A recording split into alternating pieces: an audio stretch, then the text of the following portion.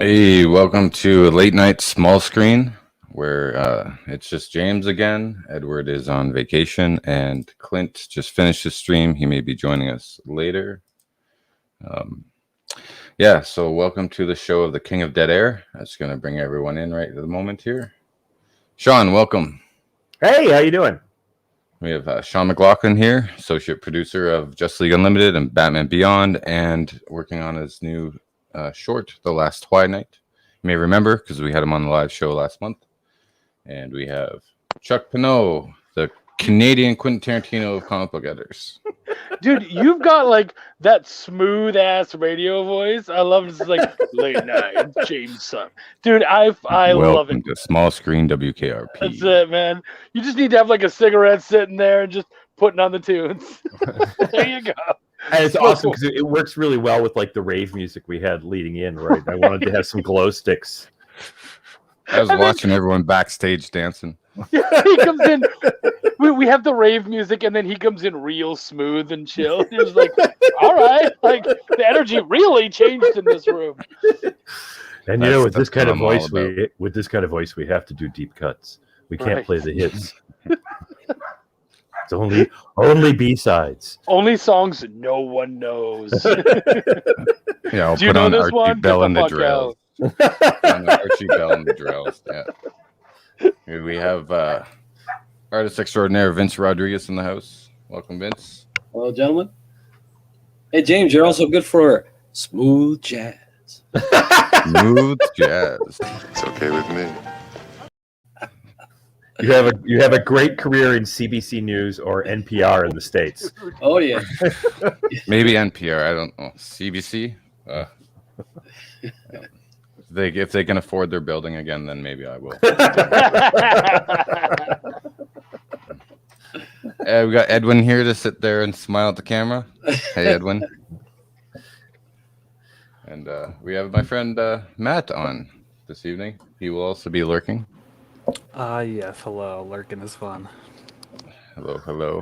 And then we have Raj. Say hi, Raj, and then wait your turn so you don't go on a monologue. You dick. Let's go through the comments quick first before we get there. We have that James guy saying, "What's up?" Hello, that James guy. Multiverse is in the house. Hello, sir. Good to see you. Spooky Bat says, like, subscribe, quack that notification bell. Love that avatar, by the way. Yeah, she has a cosplay costume like that too, Chuck? I'll send you some Wow. photos. Okay. Yeah, it's I would love really, that. Yeah. really good. Yeah, she put a lot of work into it. As a Hello, comic guy, I Sean love Harrigan. cosplay people. Oh yeah, she's great at cosplay. She's working on the next character right now. So much talent in one show. Yes, everyone except me. I agree. Cup of Malik. Cup of milk. Cup of Malik. How you doing, sir? Good to see you. Hey, Bobby's on the show. Welcome, Bobby. Okay, and Sean loves your dragons, Chuck. Thank you. Yes, they're very nice. I got a nice dragon actually from my mother for my birthday / Christmas. I'll have to dig it out and show you. You know, Bring it upstairs. I've got a nice dragon. Sounds like a come online. And then when you say you got it from your mom, totally changes the mood. Completely changes the mood. I have a nice dragon. I'd like you, if you come up, I can also show you my etchings that my mom also gave me.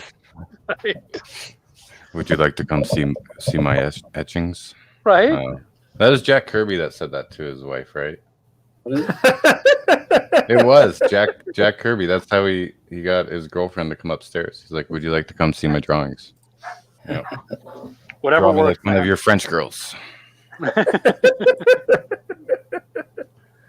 I knew them a little bit, and I can't imagine Roz falling for that. So she must have already liked them.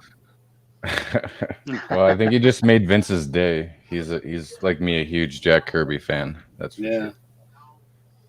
Okay, so we were talking about indie comics at backstage, and then we were talking about Spider-Man. What do you guys want to talk about first?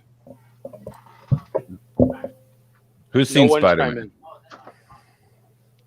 In that, Just me? Then we probably shouldn't talk too much about it. All right. Okay. You know what? Here, for the guys who did, how did you feel about it? Just as I liked it, I didn't. Just like a quick boom. I liked it. I didn't think it was brilliant, but I liked it. It's my high bar for the Marvel Cinematic Universe so far is Ragnarok, because that was the first time I sat in a theater in a long time going, holy crap, I've never seen anything like that before. So it didn't quite meet that, but I liked it. My son, who's 21, loved it. I mean, he was just blown away by it.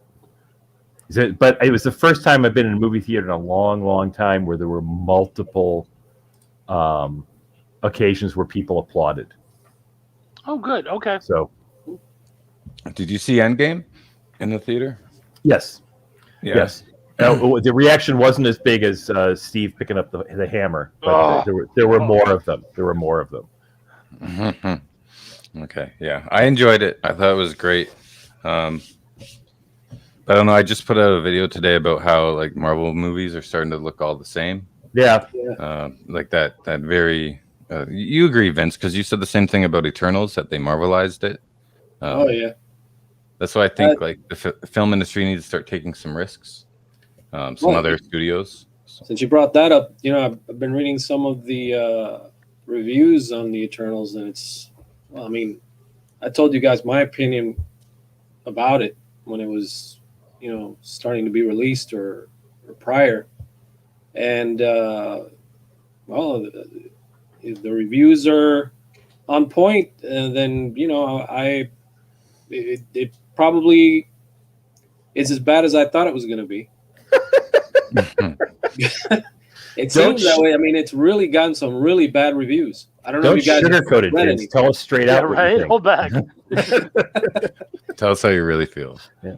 It sucks, I guess. I mean, I told the guys last time, if you remember, James, that just by the preview, I could tell that I already had my fears anyway with the choice of director. She's only done 3 movies, and she just did something for indie. I wasn't sure because I haven't seen any of her work really, except the preview to the one she got famous for. But that's a pretty damn good movie, though. The one she got famous for is. Yeah, the thing is, I mentioned last time, I go, but does that qualify her to do a movie like The Eternals? And I was worried, huh? Well, just to play devil's advocate, Taika Waititi had only done one small movie before he did Ragnarok. He'd just done What We Do in the Shadows. So yeah, I remember that. He was phenomenal. It's sometimes it's just worth taking the risk. I haven't seen Eternals, so I don't have any opinion on that. The Russo brothers only did Welcome to Collinwood, and then they did a few episodes, or they did a bunch of episodes on Community. Yeah. So I don't know. I think because Vince Eternals is a very dear property to Vince. It's but in the Kirby realm. That's why. Yeah, in the Kirby realm is where I always wanted it. I always hoped it would be done, but I was hoping that the original characters would be represented the way Jack had done it, have the story done the way Jack did it, at least for starting out, right? And then if it hits well with the audience, you guys, they can maybe expand on that. But I was really hoping, because I think Jack's work, compared to the other releases that I've seen of the Eternal, Jack's, even though I don't know, there's I'm sure there's people out there who might disagree with Jack's approach, but to me he was the best because it was so elegant. I saw a clip somewhere of Cersei, which is the one that Selma Hayek plays. What character did she play? She actually plays, I think, the character who deals with the gods, right? I forgot his name now. It's very telling how impactful that film was. If none of us can remember the name. I haven't seen it, so yeah, I haven't seen it either. And actually, I haven't seen it either. Because it's funny, Vince, that you said, "Oh, I'm such a huge Eternals fan." Because for me, always been a lifelong Marvel fan, but when it comes to the cosmic characters, don't give a fuck. So when it came to like when they were like, oh, we're gonna do Guardians of the Galaxy, I was like, great, I don't give a shit. I'll watch it, and if it's good, cool. It was. Inhumans, again, didn't give a shit. And then when it supposedly stunk as a TV show, I was like, great, probably won't watch it, and I didn't. Eternals, didn't care, and I'm like, will I watch it? You know what? I've been told that there's enough stuff that it affects throughout the MCU that I'll watch it, but I have like zero expectations. Don't care. So chances are, I'll probably enjoy it more than you because I just don't. I couldn't care less. I have, you have no expectation. Zero investment. Yeah. Just it just doesn't matter to me. So I'll probably go and I'll be like, oh, this part was cool and that part was cool and I like that. And then you're like, but what about this? And I'm like, oh, is that a thing? I don't know. I don't care. Raj, did you see Eternals? I did, yeah. I'm not going to talk too much shit about it, only because I've got a couple of friends who are actors, background dancers in the Bollywood scene. So just to keep that friendship and just keep that friendship alive. I won't dog it too much, but I think my main problem with it is I don't think it was a bad film. I just think it had the same problem that the Suicide Squad had, in that it was just forgettable. You watch it, and then you're like, okay, cool. You got on with the rest of your day. You don't think about it. You don't talk about it. And I think that was a problem. Like, it didn't know what it wanted to be, you know. And I do respect the fact that at least with the Eternals, they were trying something different from the MCU formula. Because I mean, we know what the MCU formula is. It's action comedy, family friendly. You know, go in, popcorn flick. You know, have a good time. You know, it's not Terrence Malick, it's not Darren Aronofsky, it's not making you think too much, right? Yeah. But Raj, yes, mate. Sorry to interrupt. When you're comparing it to Suicide Squad, which Suicide Squad are you? Yeah, that was one of my the Suicide Squad, the new one. Yeah. Oh, the new one. Oh, okay. I didn't find that one forgettable at all. I thought that was. I thought it was fun, but I thought it really sort of. I thought it took itself just seriously enough. Yeah. See, I enjoyed the Suicide Squad. I just didn't really find it memorable for myself personally. I mean, and don't get me wrong. I mean, James Gunn was amazing. Like Guardians of the Galaxy is actually one of the few MCU films I really enjoy.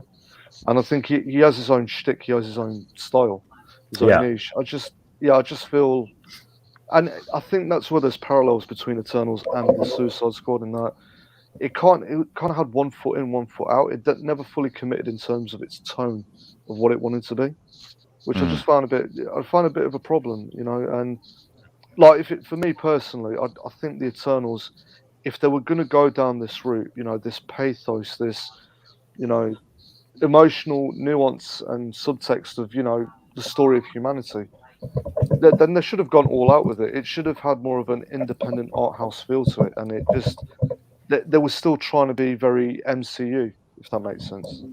Still trying to get the jokes and stuff, and it just I think that's the problem. It just threw a lot of people, because it was just like, well, are you a serious film, or are you trying to make us laugh? Like, what's going on here? So I just felt it was a bit muddled. Vince, the tone was a bit. Sorry. No, it's okay. I just wanted to ask Vince a question, because when I started reading comics, the Fourth World was new, so that's when I sort of that's my prime Kirby period, and then I got into because of all the DC reprints at the time. I got into his 40s stuff. Like, it was a huge. Like, the first time I talked to him, the only thing I wanted to ask him was questions about the Newsboy Legion, which he looked at me like I had just landed from another planet. What about Eternals did you really like as the comic? What really spoke to you about that? Because that was kind of when I kind of checked out on Kirby for a while. There was something. It was like a lot of Kirby's work. It was very cosmic, but it has something different to it that really, I think it was probably because of the gods themselves. That I thought were so different. I've never seen anything like that in comics before, right? And the design of these characters were also very different, and the overall feel of the story their world, their universe that they're in felt very different from a lot of things that Kirby was doing. In fact, the way that comic book felt and the way his 2001 series felt were very similar to me. So they were, in that cosmic realm that's for me was a little apart from everything else he had done before in that cosmic feel. Because I mean, when you see the New Gods for the first time, when I saw it for the first time, I was like, what the heck is this? I'd never seen anything like that before. And I didn't even know at the time when I discovered them that Kirby was even doing. I was a kid, and I was following Kirby always throughout Marvel. I had no clue he was doing stuff for DC. So to me, this just like it was a whole new world. But to get back on point, the Eternals.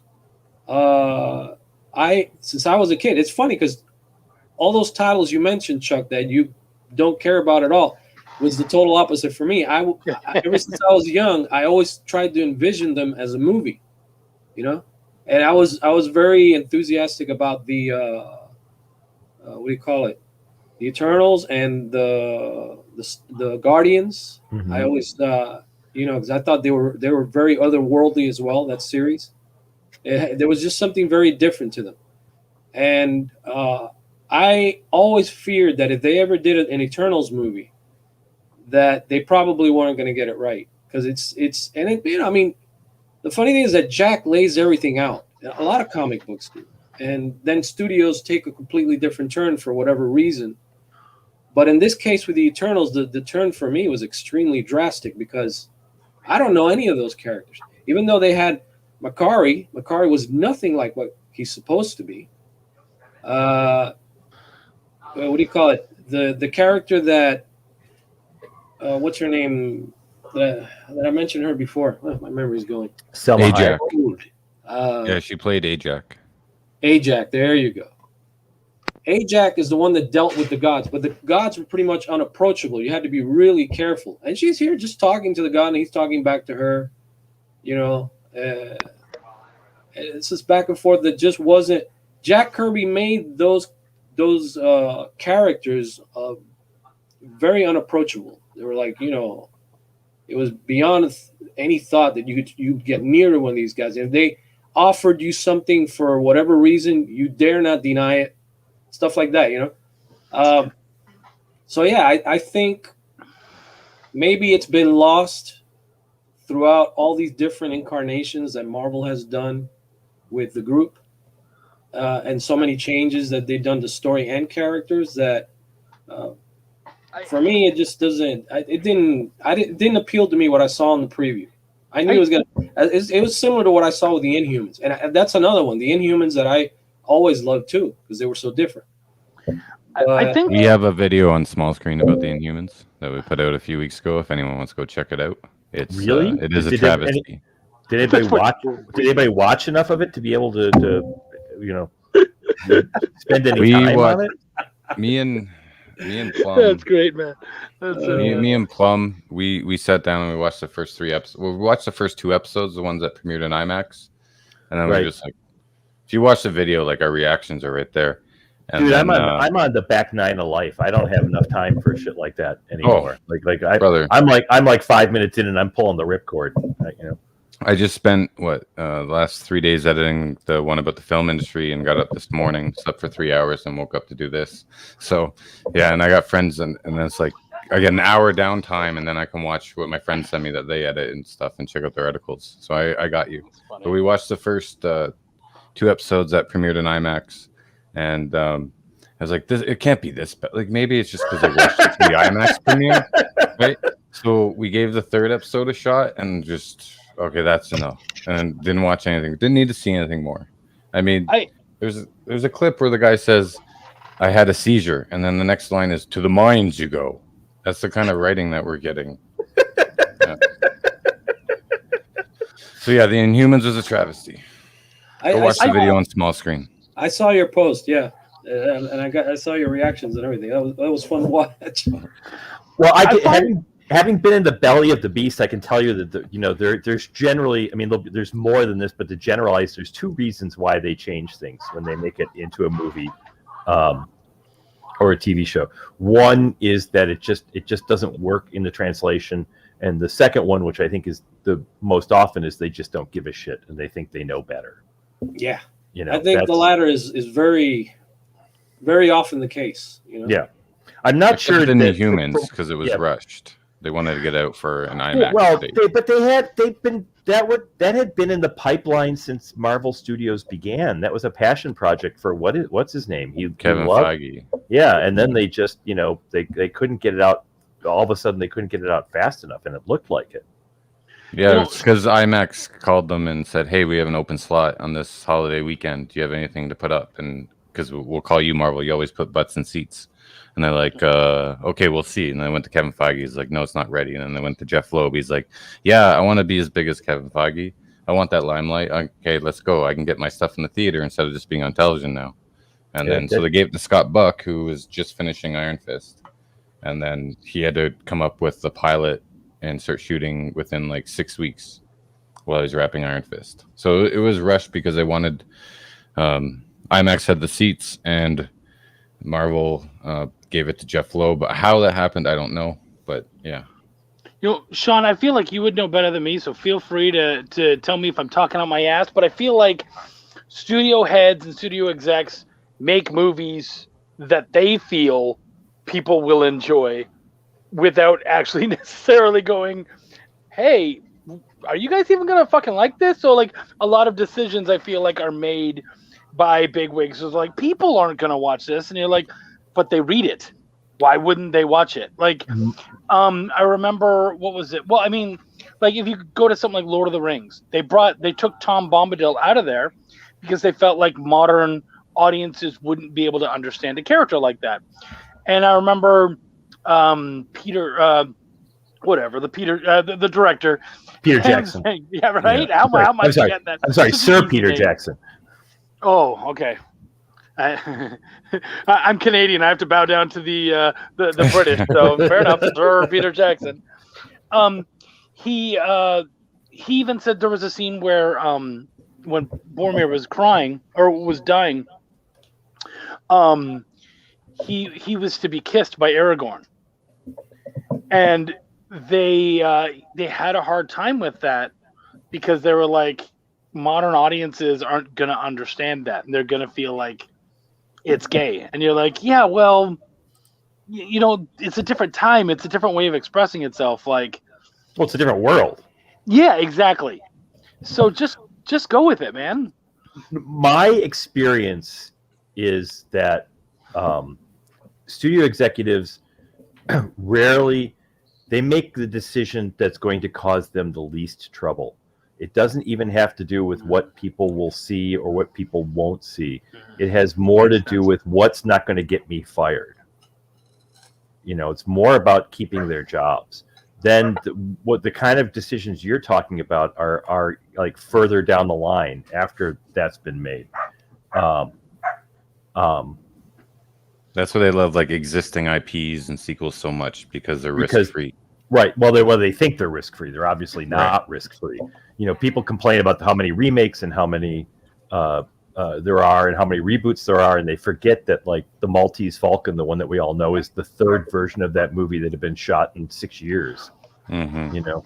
Well, and moving into the kind of the indie sort of sphere, I think that's why we're seeing a resurgence of indie properties being picked up, because we get to make a lot of really weird moves and create a lot of really weird things, and then they get to discover them and go, right, this actually really worked. Right.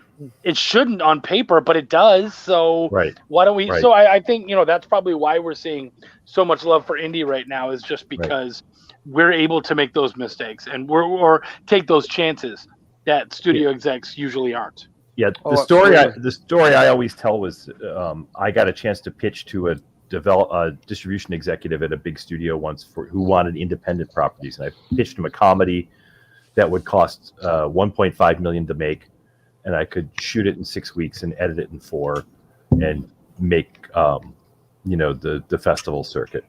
Was it El Mariachi too? Yeah, no, it was a comedy. and it was intended to be a comedy. And he was the vice president of distribution, and he said, I really like this, but I can't sell this to my boss. If I go to my boss, and if we make this movie and I spend $1.5 million on it, I go to my boss and it's a failure, he'll go, well, why did you spend that much money on something run by somebody who's got, a very small name or no name at all? However, if I have a $60 million movie with Nick Cage in it and I make it and it bombs, I can go, well, it had Nick Cage in it. How do I know it would bomb? And it's in that, that's what it's really about. It's about keeping their jobs. That's first and foremost. Absolutely. What I would sorry, say, Raj. sorry. I just wanted to play this clip first. I thought it was about this. And I do think that moving forward, there's more opportunities for us to do things like this. And really, it at the end of the day, it's about the fans. And I think the fans want to see it. And it gives us a way to sort of explore maybe some different stories and different ideas. And CEO of DC Films, everybody. So, Raj, sorry, I think I interrupted you before. Yeah. So I was just going to say, as an independent filmmaker myself, I mean, my educated guess would be that, I mean, obviously the studio system, which Shaun, obviously you'll know way more about this than I will. Like you said, they're trying to keep their jobs. They're trying to earn money. They're trying to make a profit. They're trying to earn money, right? Whereas I think in indie films we get the freedom to really explore, take risks with our storytelling, and I think that's where a lot of the innovation's coming in, because it's like you were saying before, Chuck. It's just it's that thing where the industry needs to change. Like storytelling needs to evolve and get better, and I think that's where we're going to find. That's where we find the new stories, anyways, from independent filmmakers like Robert Rodriguez, making El Mariachi or whatever. But yeah, I think the studio. And correct me if I'm wrong, Shaun, but I feel like they're probably in a very awkward position of that. They want to keep their jobs. They want to turn a profit. So they can't take risks, but at the same time, they need new ideas because a lot of the stuff they're doing eventually is going to turn stale. So, yeah, my experience is they don't even think about it that deeply, really. Okay. Well, my experience was that they're not even really thinking about turning a profit. They're thinking about. I mean, I think I talked about it the last time I was on. Is that it's I used to describe Warner Brothers as feudal Japan, because everybody's fighting for the shogun's approval and nobody's interested in the whole country. They're fighting for their own thing. So, like the head of consumer products is more interested in how it's going to affect their bottom line and how they're going to look than they are about the company overall. So, they fight among themselves for who's going to get the biggest piece of the same pie when it's all going to one company anyway. So, then, like I said, my experience has been that you're correct. They want the safest bet and the thing that's going to save their job, that's going to hold their job. And that I don't know if they even care if it succeeds or fails or makes a profit, as long as they can go, well, how would I know that was going to fail? That makes perfect sense to me. Can I ask you, Shaun, in your experience, how they choose the IP, or they have a list that they want to develop? Is it by what's safest, what's more attached to the public's eye? Is there like a strategy there? No, I mean not in my experience. I mean, I was there when they were developing all the Superman movies that wound up being Superman Returns. And and we were doing the Superman animated series, and I just kept going to meetings and going, I don't understand what's so hard about this. We do one of these things every week. I don't know why you can't figure out. And they kept trying to figure out, how to make the most perfect Superman movie ever. And Henry James said, excellence doesn't require perfection. Just make a good Superman movie. That's all you need to do. So what they want most is name recognition. So that's why Batman is, in my mind, being driven into the ground at this point. Yeah. I think out of all the big studios, Marvel seems to be the one who's willing to take the biggest risks at this point. But they can afford it.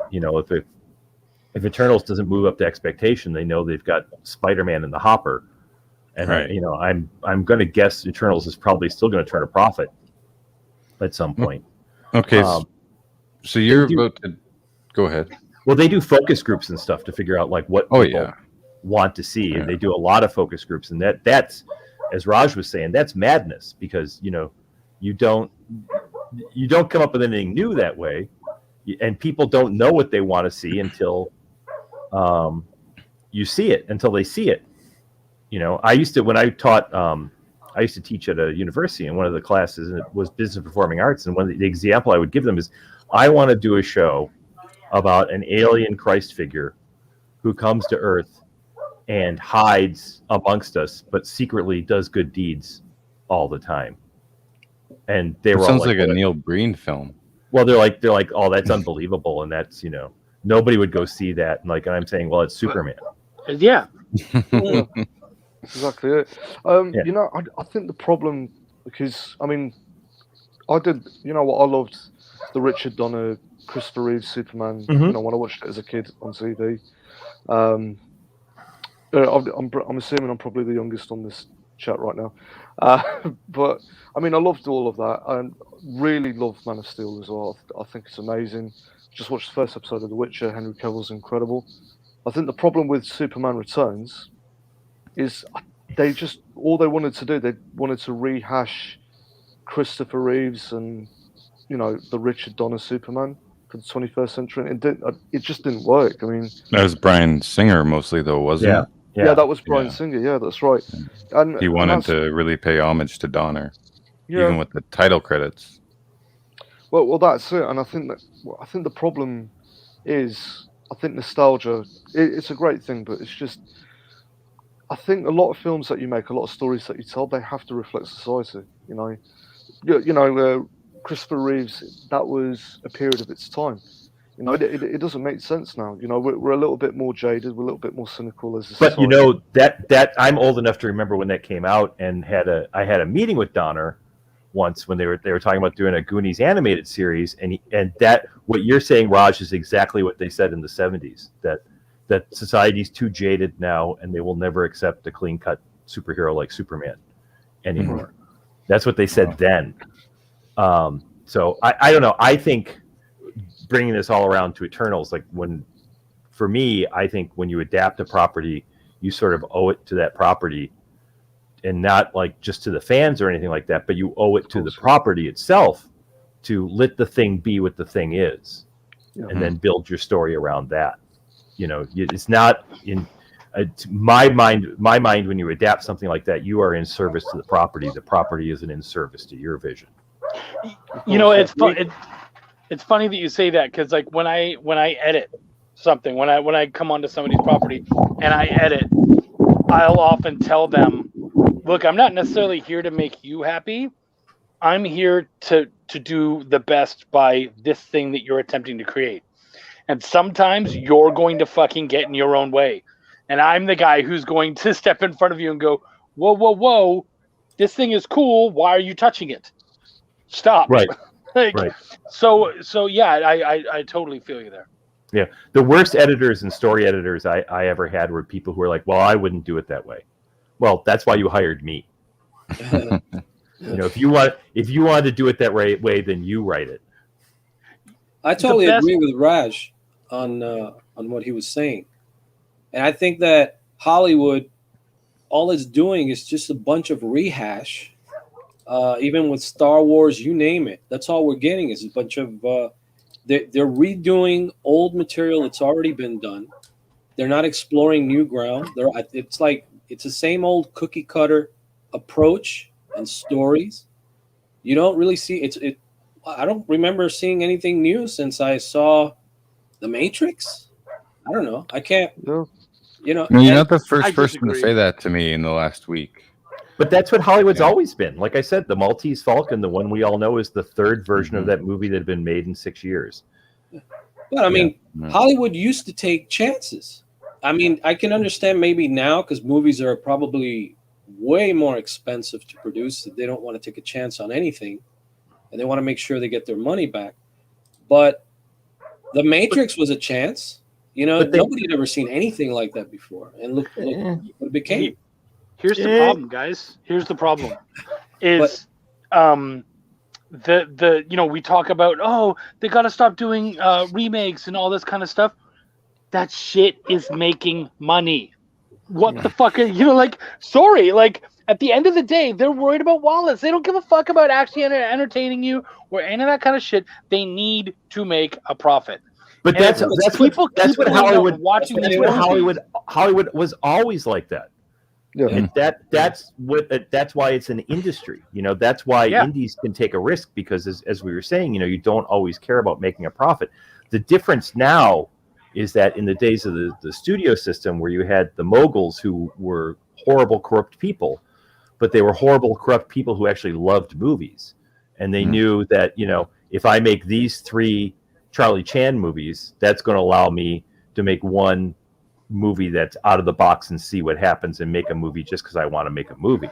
Right. Now it's a corporation, and that's what I'm saying, is it's more executives in there that have to be fed.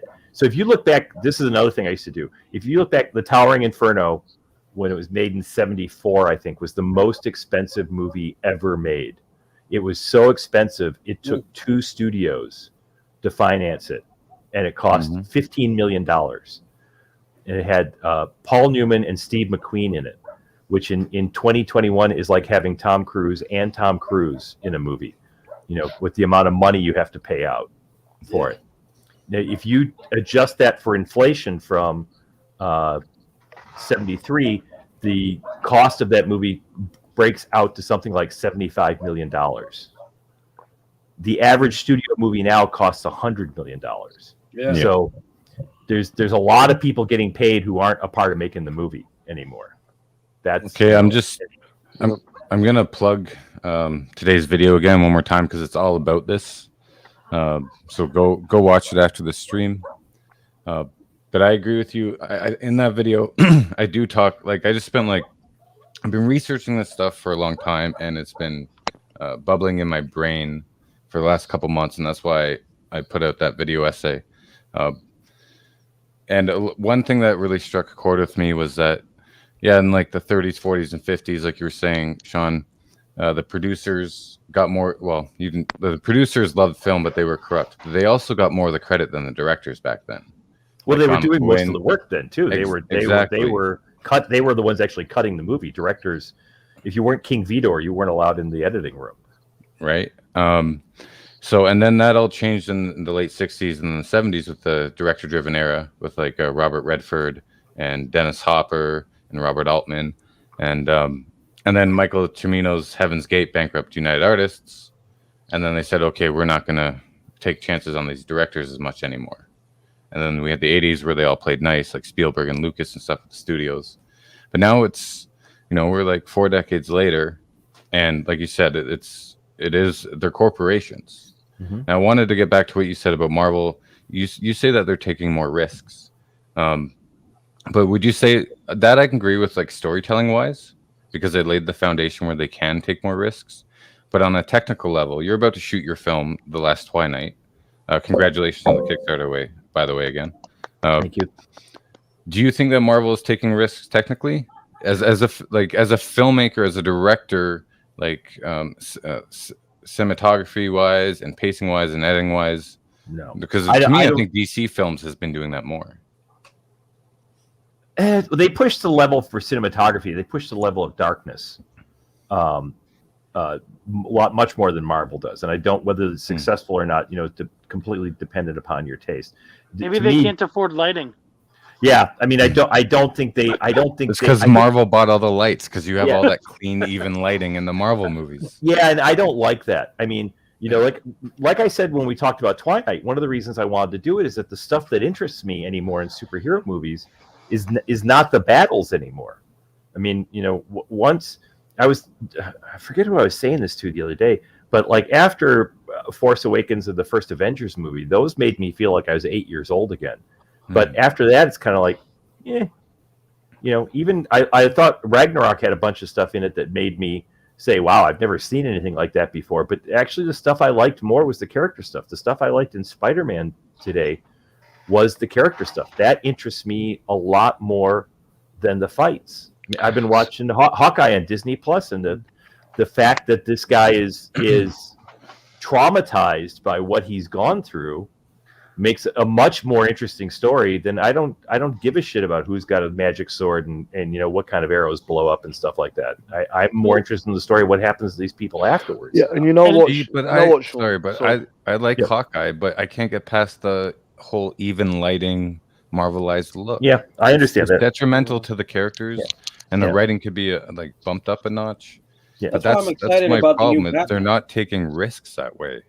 What were you gonna say, Chuck or Raj? You guys. Raj had something, and Vince. I was going to say that. Yeah, completely. You hit the nail on the head when it comes to, just interested in characterization and just the story itself rather than the actual, big explosions and action sequences. I think the problem is that audiences aren't given enough credit.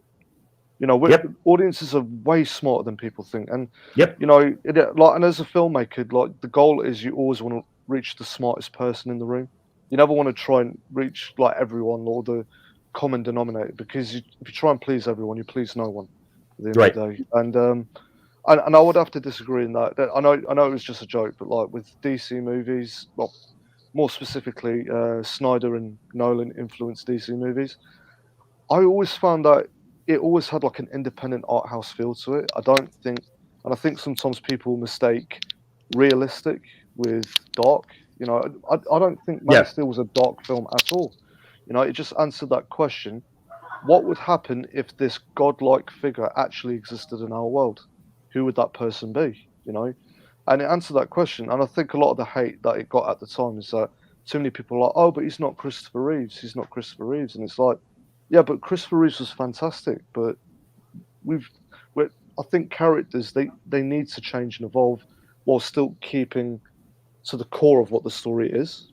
I think you can always do that. I think there is always room for evolution and change while still respecting the source material itself. But no, I agree with that 100%. My problem with Snyder movies is that he tends to make the most obvious choices all the time.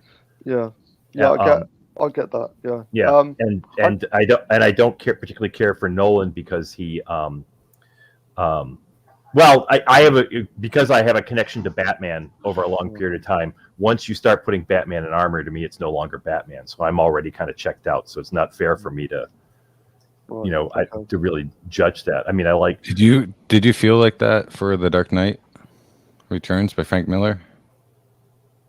No, because it was a surprise. It was like something he had thought of in the interim. Okay, I got you. Yeah. Sorry, go on. Yeah, no. I have a connection that I disagree with it conceptually.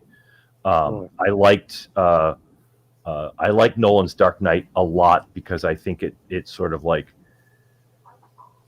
it showed that this is a world of broken people, and there's no real heroes, and that the line between what Batman is and what the bad guys is very thin. So I found that really interesting, and I thought Ledger was brilliant. Oh, he was. I could be wrong, but I'm really intrigued about the new Batman.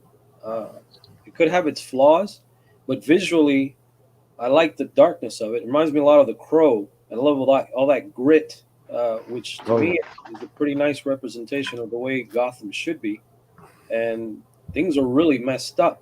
And I think in that respect, it kind of reflects. I think it touches more on reflecting today's society than what a lot of movies are putting out now, because of the very much so world that he's in. Yeah, it looks more Gotham than it does like New York. Let's say in Nolan's movies, right? It has that. It looks like a totally other type of the way the city should be. In my mind, I'm not a Batman expert, but I thought it was a pretty cool approach. Oh, I'm sorry, Raj. What were you going to say? No, what I was going to say, I think that's where DC in recent times. That was before, Zack Snyder's Justice League was released earlier this year. I think that's where they were going wrong. Like they were trying to be too much like Marvel, the MCU. Yeah. And the problem with that, I mean, regardless of what your tastes are, taste is always subjective. But the MCU, like, they've created their tone and they've perfected it. And any copying it is just a pale imitation. I mean, I don't go to Burger King expecting a Big Mac. I'm I'm not gonna buy an iPhone and then expect it to be compatible with a Samsung. Like Royale with cheese. Well, there you go. But yeah, it's just I don't understand where the mindset was. Like it's just common business sense to go, well, if you try and follow the trends and try and copy your competition, you're just going to get lost in the shuffle. So it's just a complete misnomer. It's just, I mean, it's the clown table. I don't know what else to say. I can tell you about a conversation I had, and this is a long time ago, with somebody at Warner Home Video, because when I was doing the Batman Superman stuff, every time they would do a home video, they would hire some horrible artist to do these like balloon-like figures on the covers of our VHS and DVDs who looked at they nothing like the shows, and they would do this horrible airbrushing on it, and I would go in and Bruce Timm would complain to me, and then one of my jobs was to go and complain to the executives about it, and they would just say, well, these are children's videos, so we're making them look like Disney movies because that's where they're going to be racked, so we want it to look more like Disney movies. And I said, but these aren't Disney movies, and clearly if you've watched the show, I mean, with the way you hung us over Return of the Joker, you know these aren't Disney movies, so why do you do that? And they said, well, Disney's the top selling home video and we're very content being number 2. Oh, boy. That is ridiculous. That is. That's not doing service to the characters at all or the properties. Right. And I'm sorry. I don't mean to speak out of turn, but that is such a loser mentality. Yeah. No. But believe me, that's I've been kicked out of meetings for saying things like that, and that's why I live on the East Coast now. I'm not a part of that anymore because I was just too it was very hard for me not to go, what the fuck is wrong with you people? Right. Well, and it's funny because we call it a loser mentality, and in a lot of ways it is. But if you really think about it, just in a financial way, which is what they're thinking, being second place is a fuck ton of money, a metric fuck ton of money. Right. So you're like, yeah, I'll take second place. I don't give a shit. Oh, I don't have to come up with new concepts. I don't have to hire new people. Great, no problem. And you can go shit out. And you can go to a meeting and say, well, why are you number 2? Well, Disney's number 1. Nobody can beat Disney. And they'll go, yeah, you're probably right. Yeah. It's ridiculous. I mean, it's just no. Well, I'll put it this way, because I think the last time I was on the show was I mentioned Bruce Lee as an example. You know how he created this huge wave. You know, he broke down barriers in Hollywood and create this new genre, and he did so much in terms of just culture and society and just cinema, right? And when he died, it left this huge void, and everyone was trying to make Bruceploitation movies, just copying Bruce Lee. None of them worked because there's only one Bruce Lee. Right. And then the next Bruce Lee was Jackie Chan, who was nothing like Bruce Lee. He was his own thing. And who was criticized for not being enough like Bruce Lee. Yeah. You know, he didn't take it seriously enough. Yeah, but it worked though, and it's one of those. History keeps repeating itself in that, you know, when you are trying to copy something that's already been successful, it rarely works, because you're always going to be overshadowed. You know, they're always going to be like, well, that isn't Disney. Mm-hmm. That's just like a crap version of Disney, right? So I don't know. Maybe I'm being a little too naive and bushy-tailed and bright-eyed about this, but it's just that's where my mind is at the minute. So. Well, no, you're just thinking of it like an artist and not as someone who's just really wants to make some fucking money. So, well, no, but he's talking right. about making money. You know, you're not going to make money. You're not going to make a breakthrough and make tons of money by imitating the other guy. Exactly, and it's also an artistic thing. It's just like, why would you just make a film that's already been done? Like, have you not got your own voice? Do you not have your own perspective that you want to share? Well, the executives don't, Raj, right? Like, they're there as businessmen or businesswomen, business people, right? They're there to make money, yeah. And they're the ones who control the IPs. Very rarely have any interest in film or any background in film.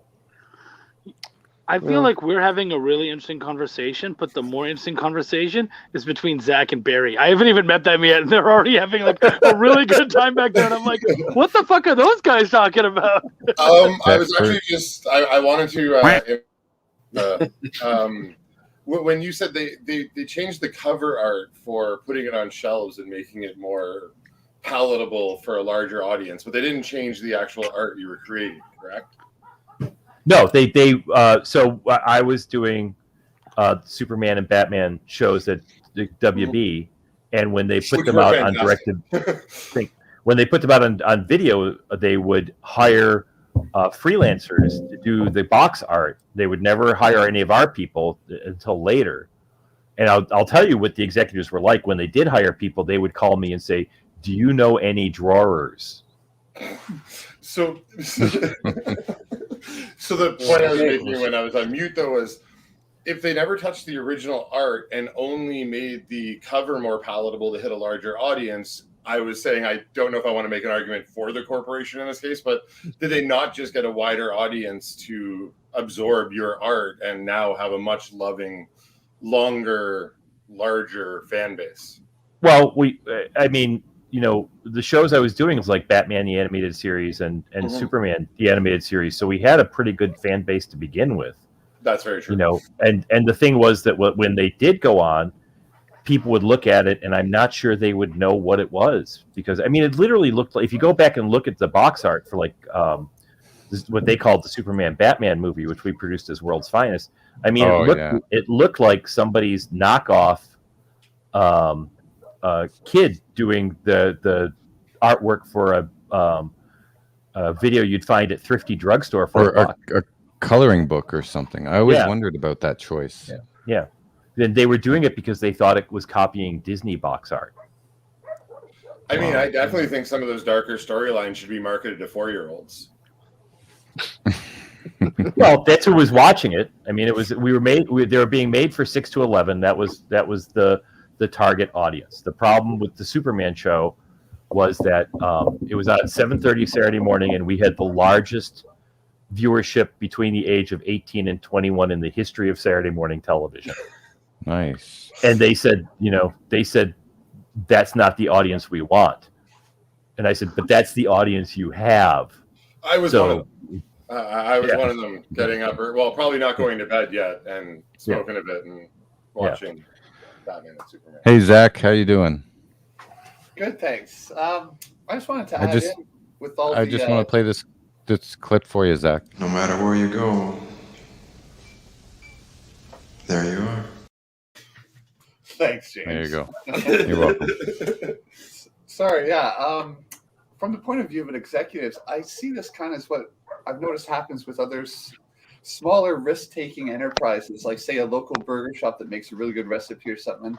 Once they hit a certain size, they just start to increase their growth. They take safer routes and they make things bland and cut corners and stuff to just squeeze a profit out everywhere, because it seems like the game changes at some point and then they just don't care about the art. It's just about making the quarterly numbers. Yeah, because you've got the shareholders. That's what what they worry about. They don't worry about anything else. But if they start small, it's they're doing what the people, what they started out doing. And like you mentioned, once they start to grow, and normally that's where shareholders start coming in, then everything goes, out the window. Well, it's an evolution, right? We get hungry for different things. So when you're in indie and you're just getting started out, or you're doing, say, like a mom and pop restaurant, you're hungry to do a really good version of this and to do really well in your little area. And then suddenly you're like, oh shit, I got this area on lockdown. Now what? Well, let's start franchising. And then as you franchise, you go, oh shit, we got to make it easier for people. Now we because we have so many different restaurants, or we're doing so much more money. Well, now we have to find a way to kind of make more profit out of this, because of course, as you expand, the profit margins do get kind of smaller and smaller, even though technically the profits go up. So you got to start, finding new ways. It's an evolution. It doesn't have to be that way, but that's the problem. And you have for different things. They're now hungry for profit instead of. It looks to me like sometimes evolution is also devolution. It is. That's exactly right. That's exactly right. Because what happens is a corporation gets bigger. It becomes, instead of becoming about just making a profit, it becomes about growth. You can't just make a profit. You have to show tremendous growth at the same time. And then people inside the corporation start wanting to grow their position. So you start hiring more people because how do you get more important? You have to have a bigger department. So if you look back at movies in the 30s and the 40s, 50s, when the studios were owned by a family or the moguls were there, you see one or two producers on a movie. You look at movies now, you see somewhere between 12 and 20 producers on a movie. Jesus. If you watch The Simpsons, I think there's 12 or 15 people credited as producers on The Simpsons. If you look at a sitcom from the 50s or 60s, you see 2 people credited as producers, and that's 2 paychecks as opposed to 12 to 20 paychecks. And is the show appreciably better for all that? That's the thing. Yeah, you know what? I remember when I was a runner a few years ago. I guess you guys call it PA. I was on a TV show, and I remember the head of the sound department. Yeah, he said it. He said that it does confuse him sometimes that there's certain people around that just really shouldn't be there, and they're just there, and this is a guy that had been doing it for like 30 plus years. It's just like, it can get a little convoluted and ridiculous sometimes. But yeah, sorry, go ahead, Raj. No, well, I was just going to say that I think the way you stay hungry, I think what Chuck said about staying hungry, I think it's going to sound very Gordon Gekko, very Jordan Belfort, but I think having competition keeps you hungry. That keeps you honest. I think the fact that you've got other people that you can compete with and not. What's going on? You guys have got your hands up. No, I'm just like, Chuck, not yet, Chuck. No, I know. That's why I'm waiting. Keep going, Raj. When you're done, I just want to jump in. All right, okay. No, but I was just going to say that, competition it keeps people honest. It keeps you healthy. And better yet, the storytelling, the art itself actually improves. It gets better because, like, if you're the only person doing what you're doing, there's no real pressure for you to do anything. I'll use WWE as an example, the pro wrestling company. Years ago, they were competing with another company called WCW, they're now owned by Time Warner. Well, they were at the time, but then as soon as that company went under, like WWE it completely tanked. Like in terms of its creativity, like it's terrible. Like and it's a terrible thing because like I think that might have happened with the Western genre in America as well, right? Yeah, with like John Wayne and stuff. Like I think same thing happened. That's also it was over. There was a lot of oversaturation with the Western genre, especially in television. At one point, Warner Brothers was producing 7 hours of weekly Western television by itself, and there were only 3 networks at the time. So, there's just too much of it, and my kid went through a big Western phase. He was like the last kid to do that, and so I watched probably one of every TV Western ever made, and I can tell you that there's a lot of really crappy TV Westerns out there. Because like the Rifleman? The Rifleman, especially the first season, is pretty damn good because that's Sam Peckinpah. Yeah, Sam Peckinpah wrote and directed the first. He created this show and wrote and directed the first 4 episodes. Yeah, he did a couple episodes too in season 2 and 3. Yeah, and that's like Lee Van Cleef was in there too for a couple episodes. Bunch of really good guest stars. The best one is Peckinpah had one that only ran 13 episodes called The Westerner with Brian Keith. If you watch that, or Have Gun Will Travel, if you watch that, you'll go, this is not American television in the 50s. These are the most morally ambiguous television shows in history. But most of it is pretty bad. Competition, Raj. But like Shaun was saying with WB, they just looked at Disney and said, okay, we're happy being second. Yeah. And that's what happens with the corporations. But it also, you're talking about producers, Shaun, but now we have to worry about shareholders and investors in these companies too. Yeah. And they are like the shadow producers. Right. And that's, you have to explain yourself to the shareholders at the end. When Jack Warner was running the studio, he was a horrible human being, but all Jack Warner had to answer to was himself and maybe his brother Harry at some point, and he could make whatever movie he wanted. Louis B. Mayer could make whatever movie he wanted. I mean, he thought we don't think about it now, but Wizard of Oz was a huge risk. it was very expensive, and it didn't do particularly well on its first release. But they made it because he wanted to make it. A lot of movies like that. Citizen Kane. Yeah, it didn't do well at all during its premiere. Yeah, it's my impression that what Shaun was just explaining about the westerns, that it was oversaturated. I think the same thing's happening right now with all these heroes. Yeah. That are being produced, everywhere. We're being oversaturated with heroes. I was going to say that too, but given competition, I find The Boys, like, I was totally engrossed in it, even though I was sick of superheroes, because it was just so different and new. Oh, Can't man, wait for season 3. I really got into that show. That's a great show. I love it. Did you actually watch it, Vince? Did you start watching it? Did you watch it now? What, the Boys? The Boys, yeah. Yeah, well, I only got to watch the first 2 seasons. I guess the third one's still being produced, right? So you're caught up. Great. Now we can talk about it. Yeah. Oh, man. I can't get enough of that show. Well, I wanted to... Sorry, who's talking? Am I interrupting someone? It's Chuck's turn. He's been waiting patiently. Sorry, Chuck. I was patient. Thank you. I'm not very often patient, so thank you. You guys are talking about competition, and thank you. And that's great, but the other part that we're not thinking about is it's not just about competition. Competition is just a type of challenge, and it's really about us trying to challenge ourselves and about creatively and in every endeavor. And I think one of the greatest challenges that came up in recent history would have been the writer's strike. So the writer's strike shows up. Everybody's like, we're fucked. What are we going to do? Let's just get a bunch of unscripted TV and throw that shit on. And someone like Joss Whedon goes, you know what? I'm going to go make my own shit. And so he made like a fucking a Shakespearean play into a movie with his brothers and his friends. He made Dr. Horrible, which was absolutely amazing, again with his brothers and stuff.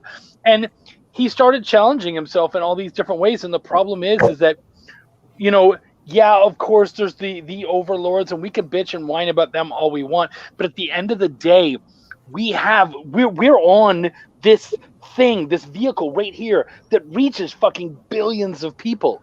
We have that power, and we also need to challenge ourselves and need to go, man, what's a fucked up thing that I could be doing right now? What's something really weird and messed up? Like, when I did my book Belial, and this isn't to push my own shit, but just kind of to get into the headspace. Plug it. Everyone go buy Belial. Check out Belial. This is plug all your own stuff, guys. Don't be ashamed. Thank you. So it's a hell book.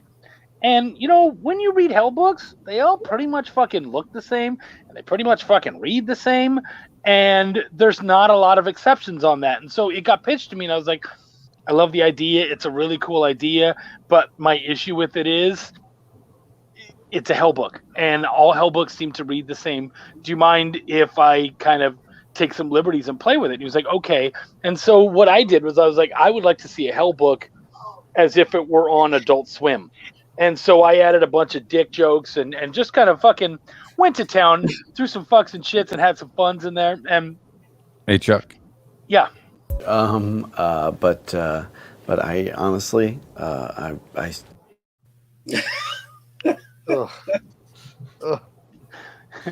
I doing that? No, but you brought him up, and I had the clip ready. So. Oh well, thank you. Okay, I was like, what am I stumbling over here? Now just bring up Vin Diesel for me. Family. That's not happening. Besides his voice work, I can't tell you the last time I saw a Vin Diesel movie. Jesus. Yeah, you know what? Just full disclosure, I think that Joss Whedon is Satan himself. I've never been a fan of his stuff. No, I don't think you're wrong. Yeah. That doesn't mean that he didn't do some really cool shit. But I totally agree. I wasn't a fan. How can he be Satan when he's a feminist? Yeah, I think we've got some lie to that lately. Yeah. I mean, he calls himself one, so he must be a feminist, right? If he calls himself one. Go watch my videos. There's the plug. Go watch the small screen videos. Yeah. I wanted to touch on what Vince said. I can get the argument that maybe there is an oversaturation of superhero movies. The only reason I would disagree with that is because like with the boys and Marvel, the tone's very different. You know, you can't. They're both superhero movies. You can't say they're the exact same thing. You know, whereas MCU is very family friendly and action comedy. Like the boys, that's comedic cynicism, and it's quite graphic. It's quite violent, and I think that's where it should differentiate itself. I mean, when when Snyder and David Ayer he was making the first Suicide Squad before Warner Brothers completely interfered with that film, and Zack Snyder was doing his stuff with the DCEU. I get that some people may not have gelled with it because they were so used to Marvel, but I think they were on the right track in the fact that they were at least being different. They were at least different from the MCU. Yeah, No, I'm I not agree a with big you. I Snyder agree fan, with but you. I agree with that 100%. I think at least they were letting somebody run free. Yeah, and that's the good part. But I'm talking about all these like TV channels over here and stuff that are producing. Which is the one I think over here? Where I'm at is channel 33. Is it the WB or what do they call it? They have CW. Okay, they have like a ton of superhero shows. I don't know. They don't know who else to come up with. You know, and it's just this oversaturation. I totally agree that Marvel does its own thing, and the boys were a total departure. I think that's why I latched on to the boys so enthusiastically, because it was so different. It was just a departure, and that's great. But everybody's trying to, at least from my point of view, it looks as though they're trying to just produce whatever they can, and they're coming up with all this garbage. You know, as they're trying to copy or come up with more superheroes and stuff, they're not taking the time to actually do something right or worth the while, and they're just pumping out whatever they can to get content out there, because that's what's happening now. We're oversaturated with content. It looks to me. I don't know, but you know, you get what I mean. No. You say it's right. I totally agree with you. I totally agree with you on those points. Yeah, 100%. I think you're onto a point there a lot with the CW shows. Superman and Lois that I've been watching recently. We've only just got it here in the UK. I loved it. You know, I thought it was fantastic. It's very different from the other shows. I'll be honest, like stuff like Legends of Tomorrow and you know what they've done with the Flash. For me, that's background noise. It's like the Big Bang Theory. I'll put it on in the background while I'm doing something else. I'm not paying that much attention to it. I know some people love that style. I tuned out after like season 6 of the Flash and season 3 of Legends Tomorrow. They just spread it out too much. No, Raz, are you making a point? Because I want to talk to you about a point you made. Right. Well, I mean, the point I was making is that sounded rude, but I didn't mean to say it like that. Are you making a fucking point, Raj? You can, I should have said. Raj, what he's saying is that you can talk about whatever you want, but he's going to talk about the one thing that interested him that you said 10 minutes ago. No, everything. I got to pick and choose because I could talk about Superman and Lois and how they are. I want to talk about Superman and Lois because I'm completely on board with what Raj said about that. The first 2 episodes that were really interesting. Yeah. But do they keep up in that show with the whole "Dad, I love you, Dad, I hate you" thing? Does that get spread out way too thin? Because that's what I was worried about after watching like the first 3 episodes. But I think there's a reconciliation. Sean? Yeah, there's a reconciliation. I don't think. Yeah, they don't go too much into that. I don't think so. Yeah, the whole "I love you, I hate you, Dad," because I think they did that with the Arrowverse with the sister, right? Yeah. Yeah. I don't think. No, I think it resolves itself pretty well. Like, it's not just some whiny teenager saying, "Oh, you can't tell me what to do, Dad. Fuck you." Like, that's what the first couple of episodes seemed to me, and looked like they were going to lean heavily on that. Well, that was what first of all, having on my 5th teenager now, that's actually fairly true to life. And secondly, what I really liked about the first few episodes of that show was that it looked like somebody sat down and said, well, let's do a story about Superman where he's not beating the shit out of somebody all the time, and what there's drama there that involves him being a superhero, but doesn't involve him getting menaced by kryptonite or having somebody punch him through a wall. And the first few episodes did a really interesting job of dealing with that. I thought, what's this guy like? The thing that really hit me having kids was when he's hearing the kid being bullied in school because he's always listening in on them. But what's he going to do about it? Is he going to show up and help the kid, or is he going to let the kid make a decision on himself? And that's like something every parent goes through. And I thought it was a really interesting take on the character. As soon as they started getting involved with villains from Krypton on that, I was sort of like, check, please. Yeah. Interesting. Lois and It's Clark kind of like what Marvel parent did at the trouble. beginning with the heroes. Everybody had problems. And that's what separated their comics from everybody else. Yep. The Fantastic Four were always fighting. Spider-Man had his issues. Iron Man had his. He had a drinking problem. Things like that. And that's what set them apart completely from DC and every other comic book producer. They had real world issues that people could identify with. Yeah. And it's like you guys were saying earlier. In a sense, it's you got to put more humanity into these situations, and maybe people can identify more with it and probably like it a lot more instead of just.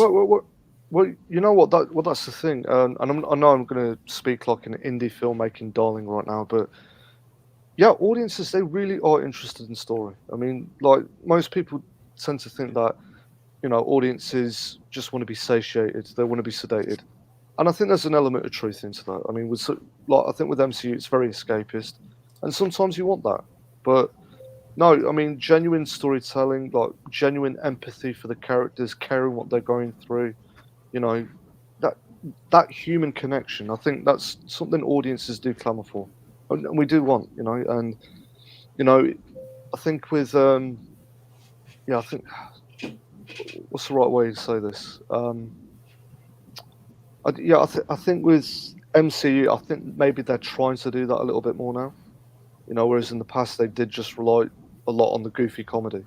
Not really. I mean, right at the beginning with Iron Man, they were taking risks with the character that. I mean, I was going to say, you think back to the first Iron Man movie, and that was really much more like an independent film than anything anybody had done before. I mean, it was a director they were taking a risk on, an actor. Sorry, I was thinking more like the Avengers.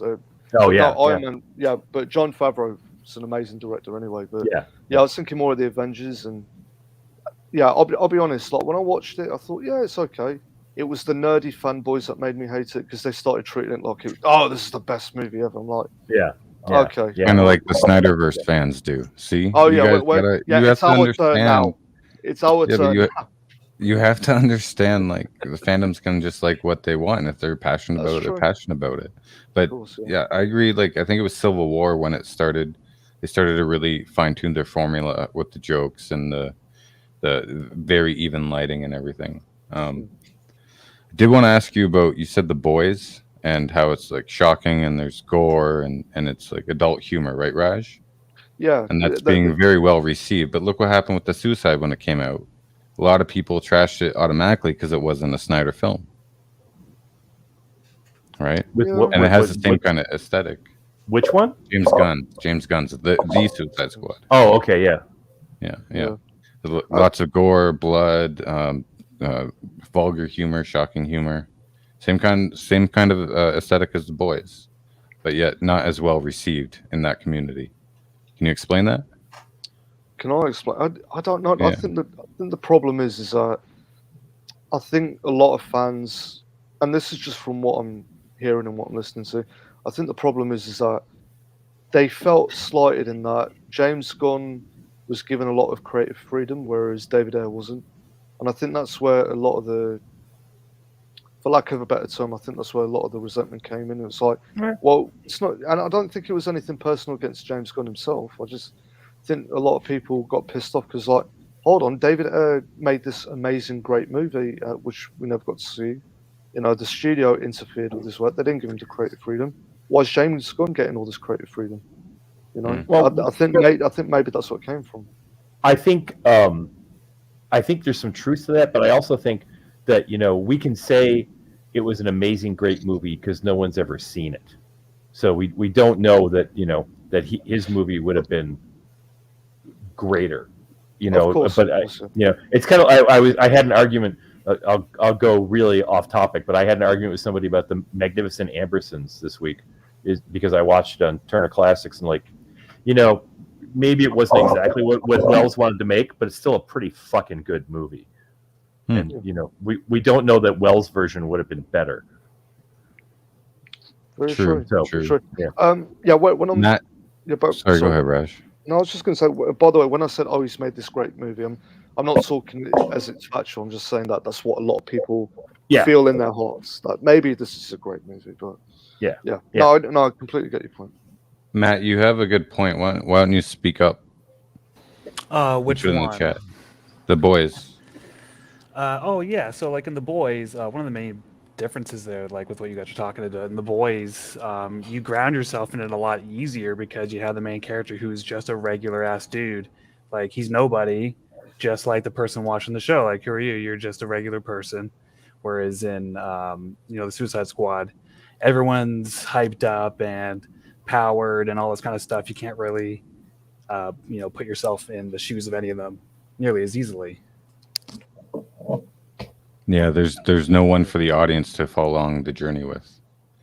Yeah, it's supposed to be like, I think like in the Suicide Squad they set it up with what's his name, Michael Rooker's character. He's like the first character they introduce you to, and then all of a sudden, boom! Like, sorry, spoilers, but he's gone. And then they set it up with. What?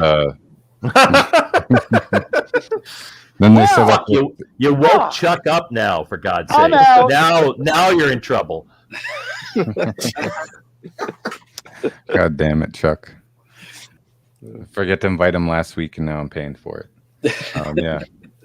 So, and then it was Idris Elba, and then so he has a daughter, and he's more human than any of the characters, more relatable, anyways. But he's still like a super ace shot. So I agree with you, Matt.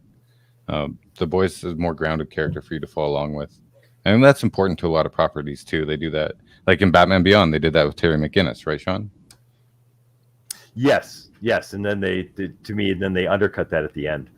But yeah. Right, and that was in Justice League Unlimited where they tied all that up in a bow, right? Yeah. One thing I love about The Boys is that the heroes are totally screwed up. Each one of them has their own major problem to deal with. Drugs or whatever personal issues they got. But it's and they're all showing this facade to the world. And it all begins to unravel and fall apart. And even, what's his name? Homelander, who seems at the beginning, at least he looked to me like he was the one most in control. He has some real major issues behind him that he tries to hide all the time, And I thought that was pretty excellent, the way they present all that. It since we're talking about corporate situations, this is what's going on with these heroes. It's all a corporate situation. And I think it reflects a lot of situations in the industry as well. I mean, they make fun of everything in that show, and that's great. Did you see the VOT News Network 7 on 7 that they put out on YouTube? It's the fake Fox News shows with Tucker Carlson. It's great. Oh man, they just nailed it. Their meta presentation, their commentary on society, is really mirroring what Garth Ennis did on his commentary on comic books with The Boys run. Definitely him and Derek Robertson. Yeah. I was going to ask you if you knew anything about Young Justice, Sean. If you had any stories about Young Justice, switching gears before I forget again. Hey, I want to hear from Zach and Barry. Dang it. Well, for the point of the sorry, I didn't mean to interrupt. Go ahead. Continue with you. That's just fun. The Boys was just written way better than Suicide Squad as well, like just on every level. I think that makes a big difference in why people latched on to that versus Suicide Squad.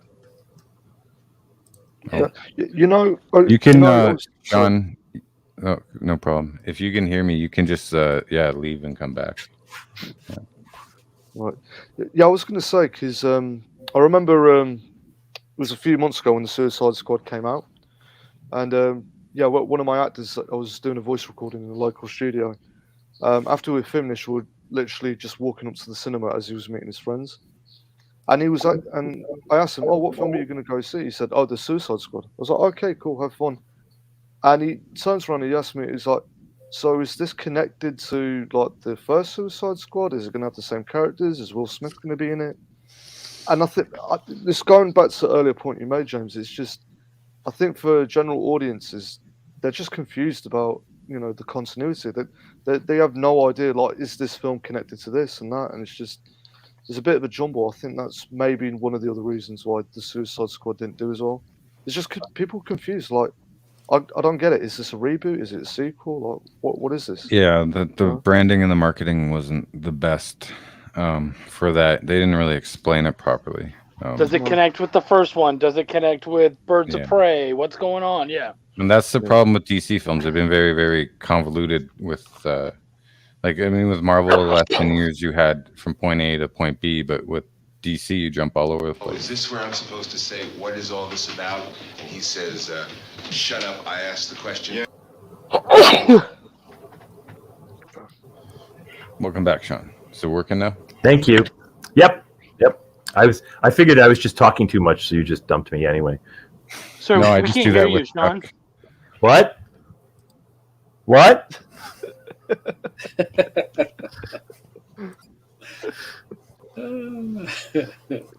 It's Hollywood Squares here. So yeah, before I forget again, Sean, do you have any stories about Young Justice? I know you weren't involved in the production, but being in the industry, because I was binging that happened. That happened after. That would happen when I was out making. I was making an indie animated film, by the way. Which, nice. Which we took to distribution, and they all went, "Well, you didn't talk to us before, so we're not going to distribute anything we weren't involved with at the beginning." Oh, yeah, I've heard that before. Yeah. So Zach, Barry, Hawkeye. Has everyone watched Hawkeye this week? Yes. Yeah. Okay. What do you think of Hawkeye, Barry? I mean, I was really excited all the way through. I jumped up at the reveal, but then instantly it was cheapened by the realization that they fucking fed me the tiniest piece of crack, and I jumped on it like a fiend. It's a fucking picture on a shitty cell phone thrown across a table that is, it's like a picture of a picture. And I just went, oh man, like this is not enough mainlining for this addiction. Somebody accidentally spilled a sugar packet on the table, and Zach and Barry just goes, "Yeah, all right." And you're like, "Motherfucker, it's sugar, dude. Chill out." I'm addicted to heroin, but you did not give me enough of this thing that's going to kill me. You didn't give me heroin. You gave me Splenda, dude. That's totally Kevin Feige trolling. You gave me heroin, but there was fentanyl mixed in. and I was going to say, James, to your the flood lighting or the even lighting, Hawkeye is the one series as they're progressing that they should be changing that lighting as they get deeper. Like they should have started that merry Avengers lighting, and by now we should be at fucking Hell's Kitchen lighting. Like we should be dark. We should be like the realm of Daredevil and Kingpin, the dirt they're in. And yeah, it's way too bright and happy all the time. So am I the only one who feels like you're watching it and you're like, oh, this is, like you're having a good time, and suddenly they're like, oh right, it's Christmas. Put on a song, and you're like, yeah, we know it's Christmas. You don't need to fucking shove that one down my throat. This is if Die Hard had a baby with Home Alone. Yeah.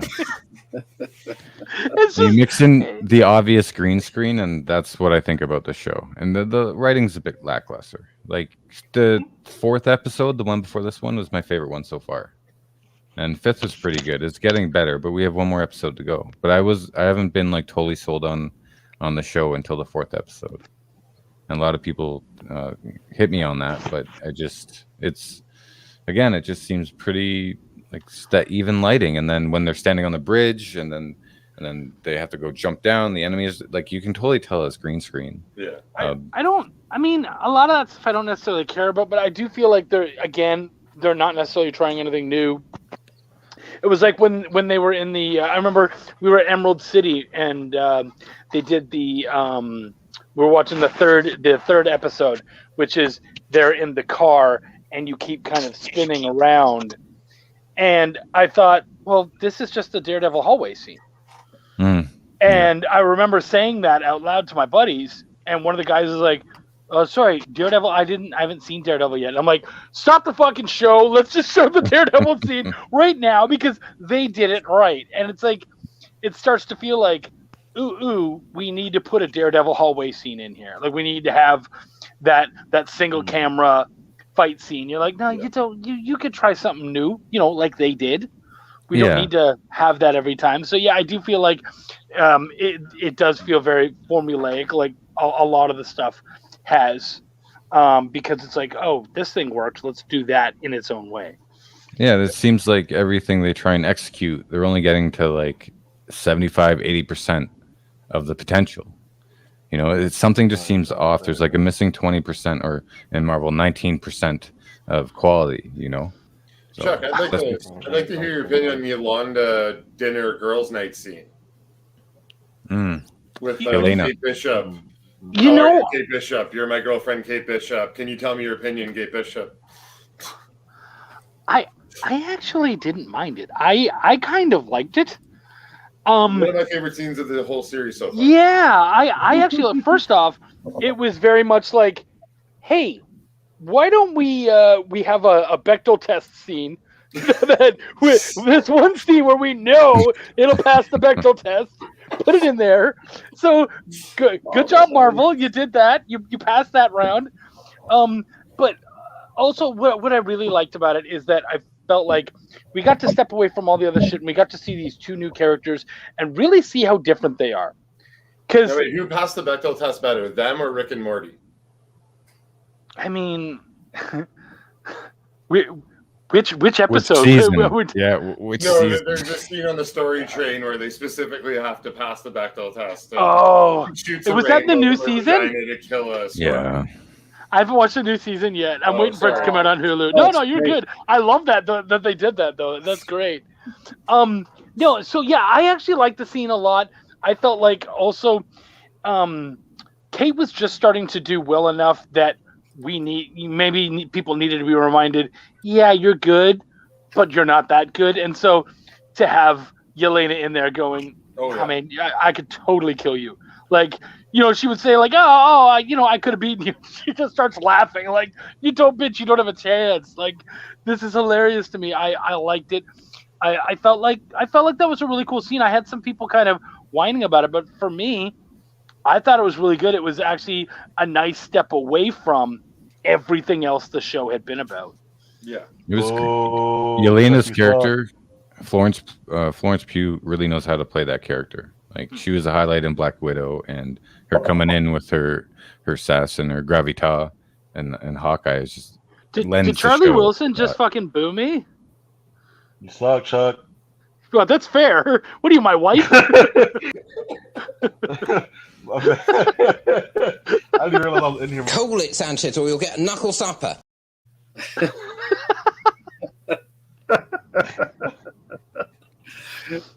Howdy, y'all. I didn't realize. You're a funny guy, Sally. I'm just gonna keep interrupting Charlie. That's what I do. What's crazy is that I don't even hear it on my end, like, because the thing doesn't have the audio playing for me. I didn't realize I was in. I kind of say boo to Chuck without knowing I was in, because he had me in the shadow realm James had me in the shadow realm for the last 45 minutes. I was like, oh shit, did he actually hear me? What the fuck? I was like, am I in here right now? I love that you accidentally booed me. You're like, boo, oh, he's listening? Oh shit.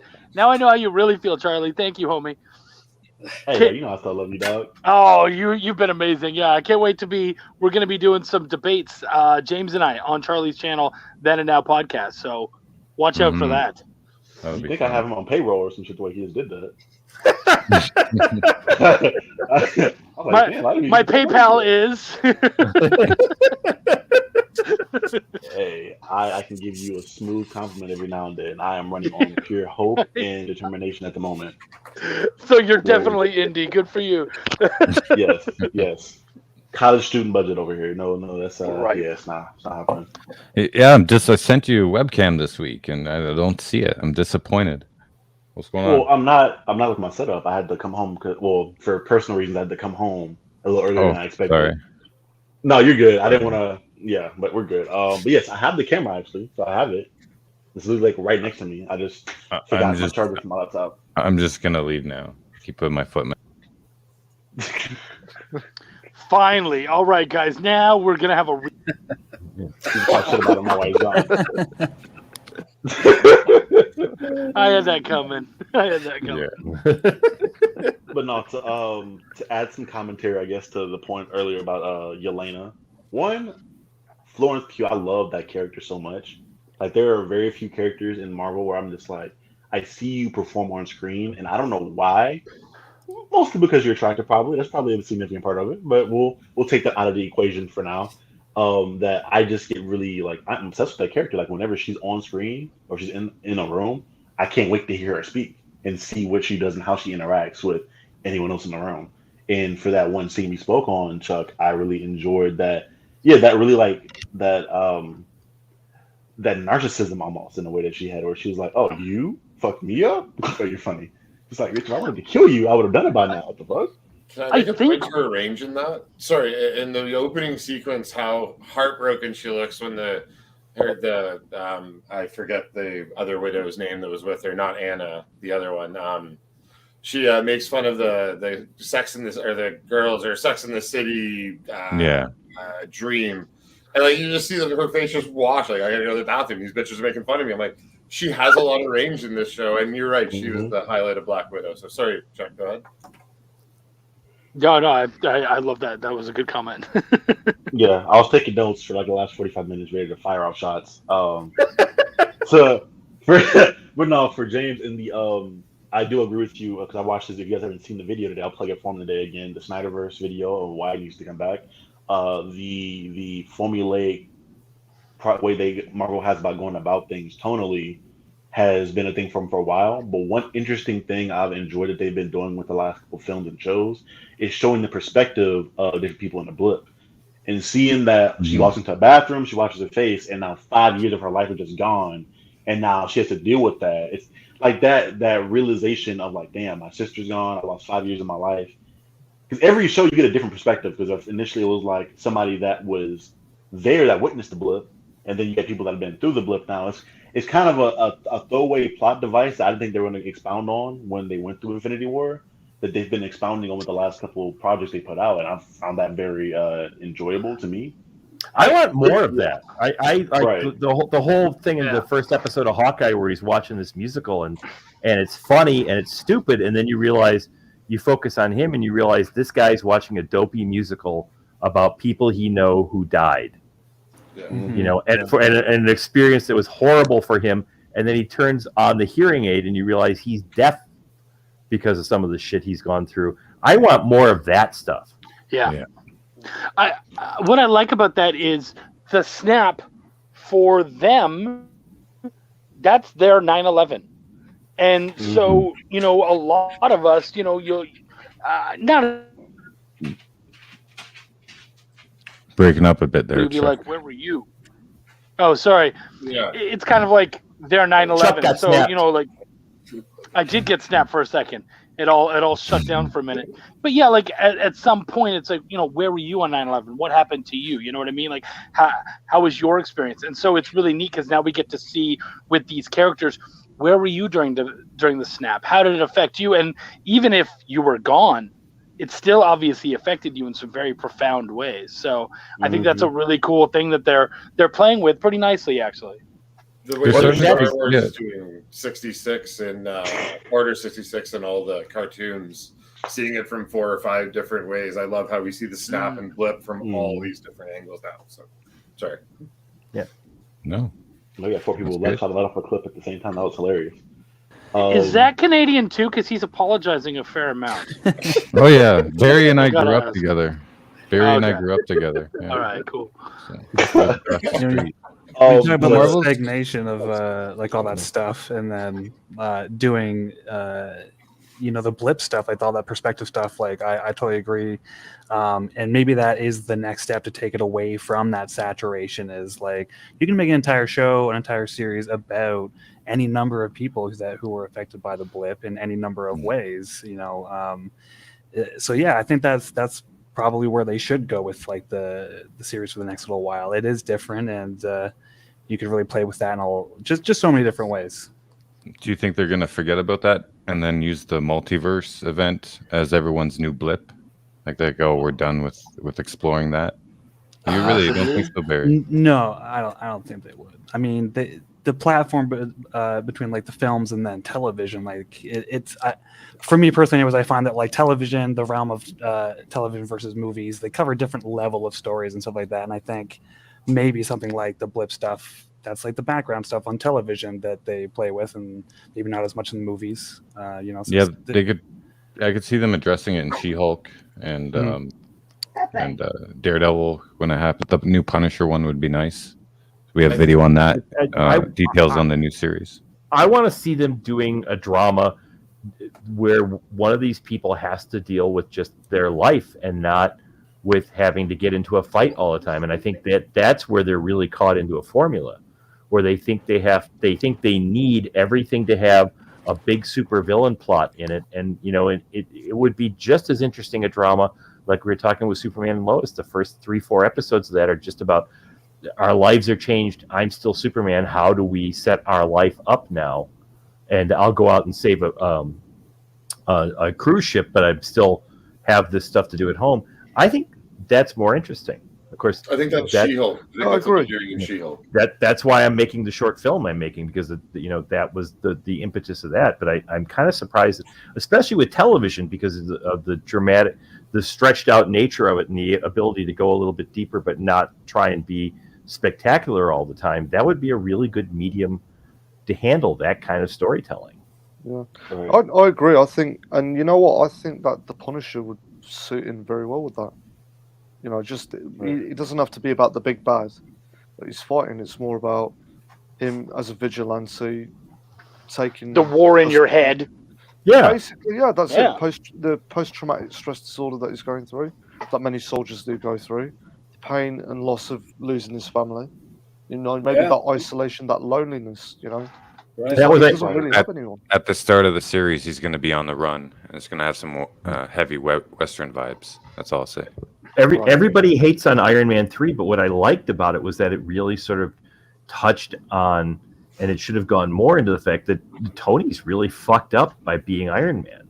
That whole experience of going into space and coming back has dramatically changed this person, and they don't spend enough time on that. That's the most interesting part to me. That's one thing I feel like they're starting to come back around to a little more frequently with certain stuff. With as far as showing the wear and tear that being a superhero actually takes on you. You have these superheroes that are meant to be a little bit more than human and above human being issues, but when you show the humanity in a person, which is how you get stuff like The Boys or a lot of how the DCAU did a lot of that stuff. That was how I grew up on a lot of my superhero stuff, where you show that this person is starting to get to them, like they're starting to break mentally, physically. And again, like you said, they showed it a lot with Iron Man, with his sickness and his mental health a lot. I think you kind of saw them like a little bit of the Nolan movie, where his body was breaking down with the exosuit, things like that, to where you're seeing these heroes, they're taking all this damage mentally and physically, to start to just kind of wear on them. Yeah, I wanted that after Endgame. I wanted a movie about Fat Thor living in Scandinavia, and what's his life every day, because obviously this guy's got a lot of shit going on inside of him, and just trying to see how he gets through the day is just as interesting to me as how he stops being that guy. Him at New Asgard. Something I think they did perfectly, where they balanced the fighting, and that was Logan. Logan, for me, I'm like, you're seeing this 100 or however long plus years of him being a quote unquote superhero. Is kind of Wolverine. I don't really know if you consider him a superhero, quote unquote, but that getting to him, all his mental health. Well, plus he murdered all the X-Men at that point. Spoilers if you haven't seen that movie by now. No, Professor X did. Yeah, I thought. Oh wait, I'm tripping. Yeah, I'm thinking about a different plotline where he was hypnotized to do it. But you're seeing all this damage in Logan, from his mental health to his physical health, and he's kind of learning how to deal with all that, and just winding down. it's as much a story about him and his progress as it is just him dealing with the Reavers or whatever the threat was in that movie at the point in time. I can't really remember. Yeah. See, you can't really remember. That's the most telling part. It was Logan versus the Logan clone was the big bad story, and that you're right. That wasn't nearly as interesting as just how's he going to get through his day as a limo driver because he's sick and he can't take care of himself. Yeah. See, no, I think we've gone full cycle with this because I'm in complete agreement with you, Sean and Charlie, in that, you know, a lot of these, it always comes back to the human element. It always comes back to the character. You know, that's always more interesting. You know, I mean, you watch Rocky, you know, Sylvester Stallone. Most people think, oh, yeah, it's a boxing movie.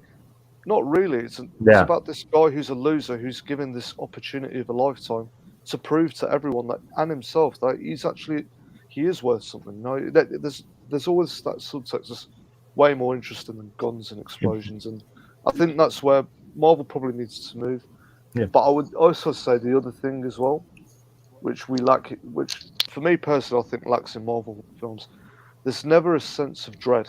There's never a sense of consequence. You know, you always feel like when you're watching it, like, yeah, the good guys will always win. That's why I love Endgame so much, actually, because with the snap, I walked out of that and I was like, that was amazing. No, not Endgame, sorry, Infinity War. Yeah. Apologies. That was amazing. Like, oh shit, the good guys didn't win; they lost. Yeah, and Infinity War really was their Empire Strikes Back in a lot of ways. I agree 100% because when we got to Endgame, this, like I said, the most interesting stuff to me was Thor in the village. It was when Thor cuts off Thanos' head, I flipped out in the theater. It's like I couldn't believe they did that, and where the fuck is this movie going now? Yeah. After that, but yeah, you're right. To me, it was much more interesting to wonder what these people are going to be like trying to deal with failure. And once they came up with the time travel storyline, I was kind of checked out because I knew it was just going to with another big battle scene like we had just seen in the last one. Sean, I went back to that scene, Sean, yesterday when I was throwing that. Again, I'll plug the video, and I was like, well, maybe I'm mistaken. It doesn't have that, Marvelized look to it, but even that did. Which scene? Where Thor cut off Thanos' head. Right, but it was still so powerful. Story-wise, it was the thing I least expected to happen from there. Because then I take more risks. Yeah, I don't know, but in story-wise, they took a risk because where the fuck is this movie going to go after that? Your son, and then they took it to a really stupid place. Agreed. If only their visuals looked as good as their storytelling with the risks they took, that would be Chuck.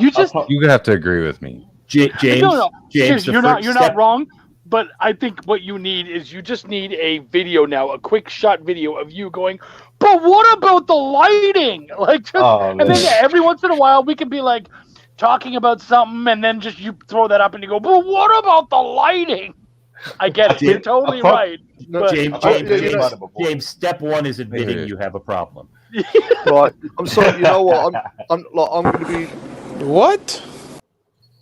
Yeah, I'm going to be the guy that sticks up for James. It's just like it is true. I think Kevin Feige, he needs to give a little bit more leeway to his cinematographers and his directors. I agree. You could have Roger Deakins being a cinematographer for the next Marvel film, but if he's like, oh no, it all has to be soft lighting, it all has to be very brightly saturated colors and stuff, like there's nothing. Yeah, Bill Pope was a cinematographer for Shang-Chi, and that was the most Marvelized film I had seen in a long time.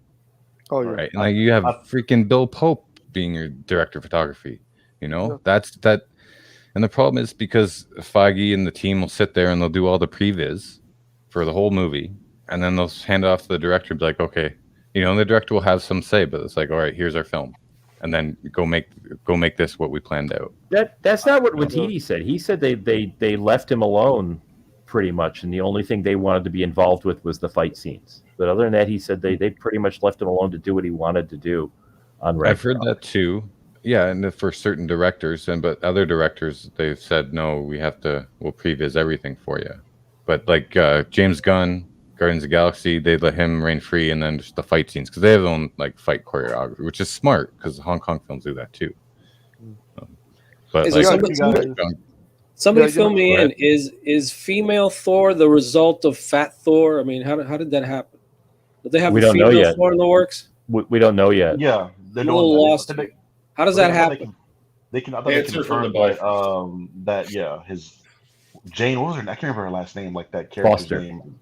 Jane Foster. Yeah, she's gonna be the. Because they had it in the comics recently, where like she's been Thor for a little bit. So they're doing this thing now where I feel like with the new MCU, this phase at least, they're making things slightly more comic accurate in a sense.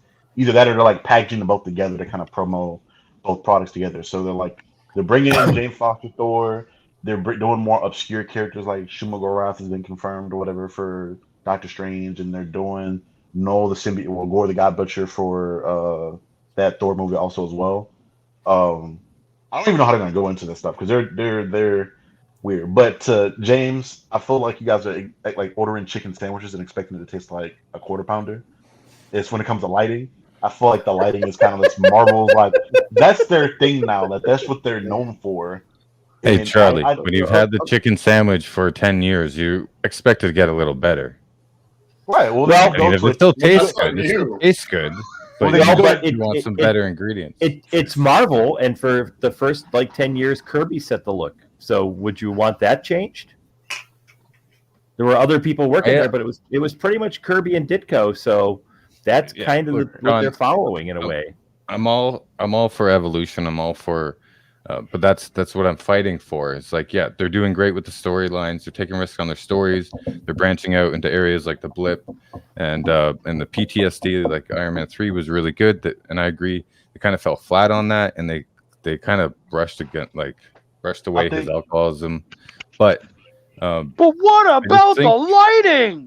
What about the lighting? No, it's not just the lighting, man. It's because it's how you tell a story with pacing and with timing, with the lighting, right, with the editing.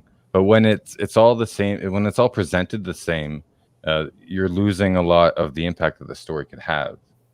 I'm not sure. Well, they feel more like one story, and they don't feel like it's a director telling a different story inside the same playground. It feels like there's one story, which I think is what they're going for. Different genres with Winter Soldier and Guardians of the Galaxy sci-fi, but it still feels like, and I get it, it's a franchise, it's supposed to be encapsulated like that, but I mean, Iron Man 1, and that was, like you said, an indie film, and they were writing pages on the day when they were making that film.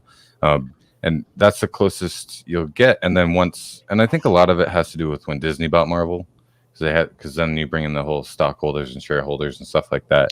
I just think that it would be nice if we get in Phase 4, because the problem is, as it's getting bigger, the Marvelized look is becoming more centralized, and it's taking away from the presentation.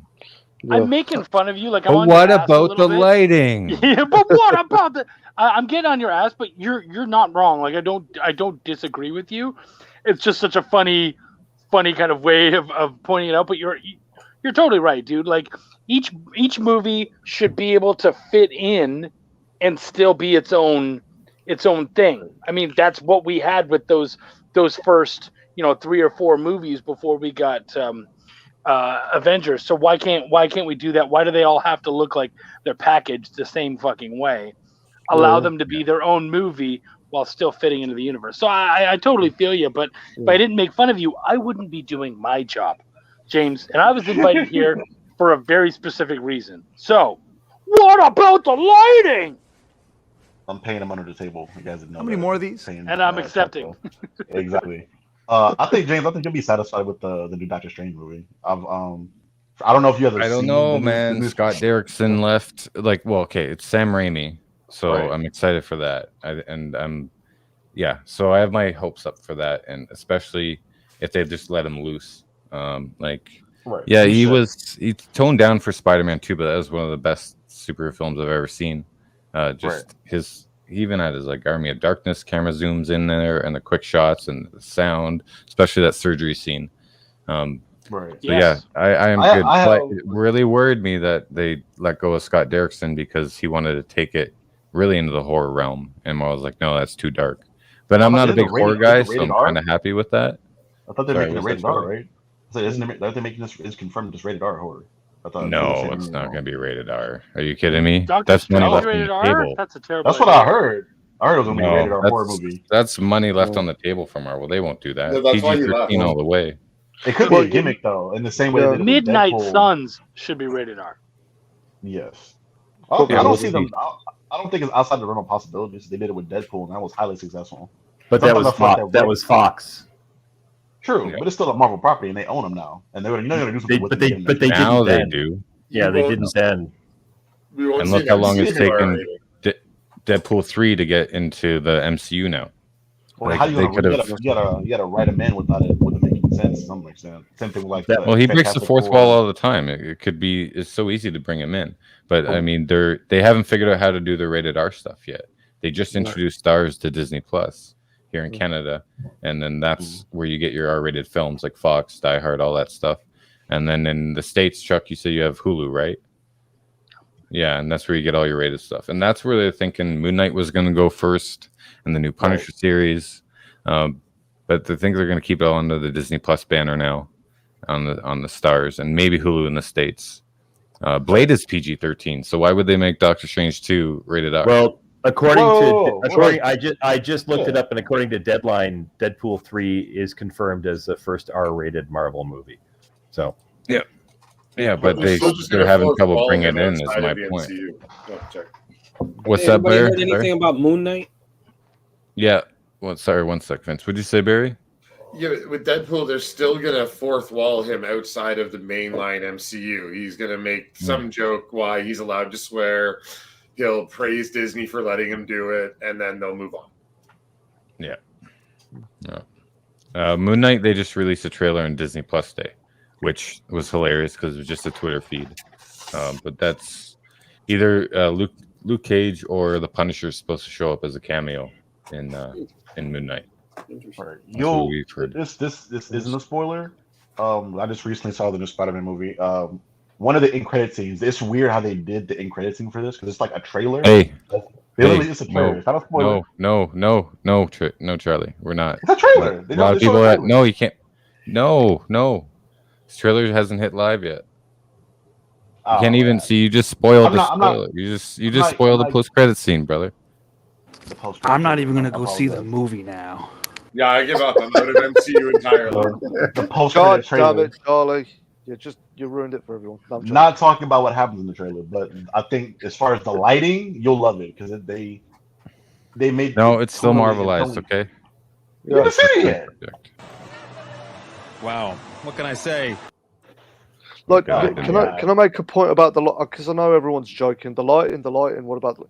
I would be, to be fair to James, like for people watching this that wouldn't quite know, the lighting and cinematography does play a huge part in terms of emotion and in terms of just the overall feeling of what a film is.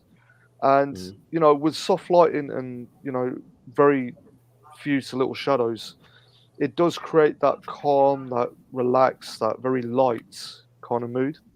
So and it does affect the story. I mean, so even if the MCU did want to make a more serious story, more serious tone, because the lighting is so, so soft, people aren't going to get that emotion. I think it was the same problem like with Man of Steel, for example.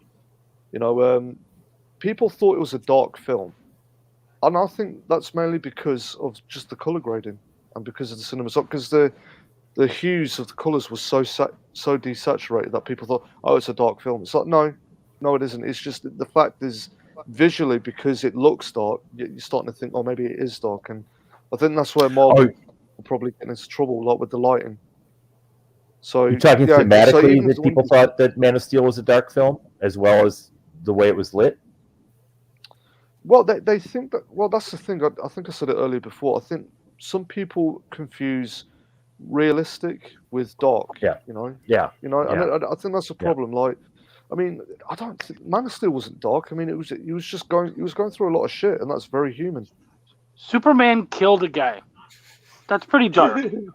Yeah, but he had to. Like, no, he didn't. Just let the family. He's Superman. He's Superman. There's other ways to deal with it.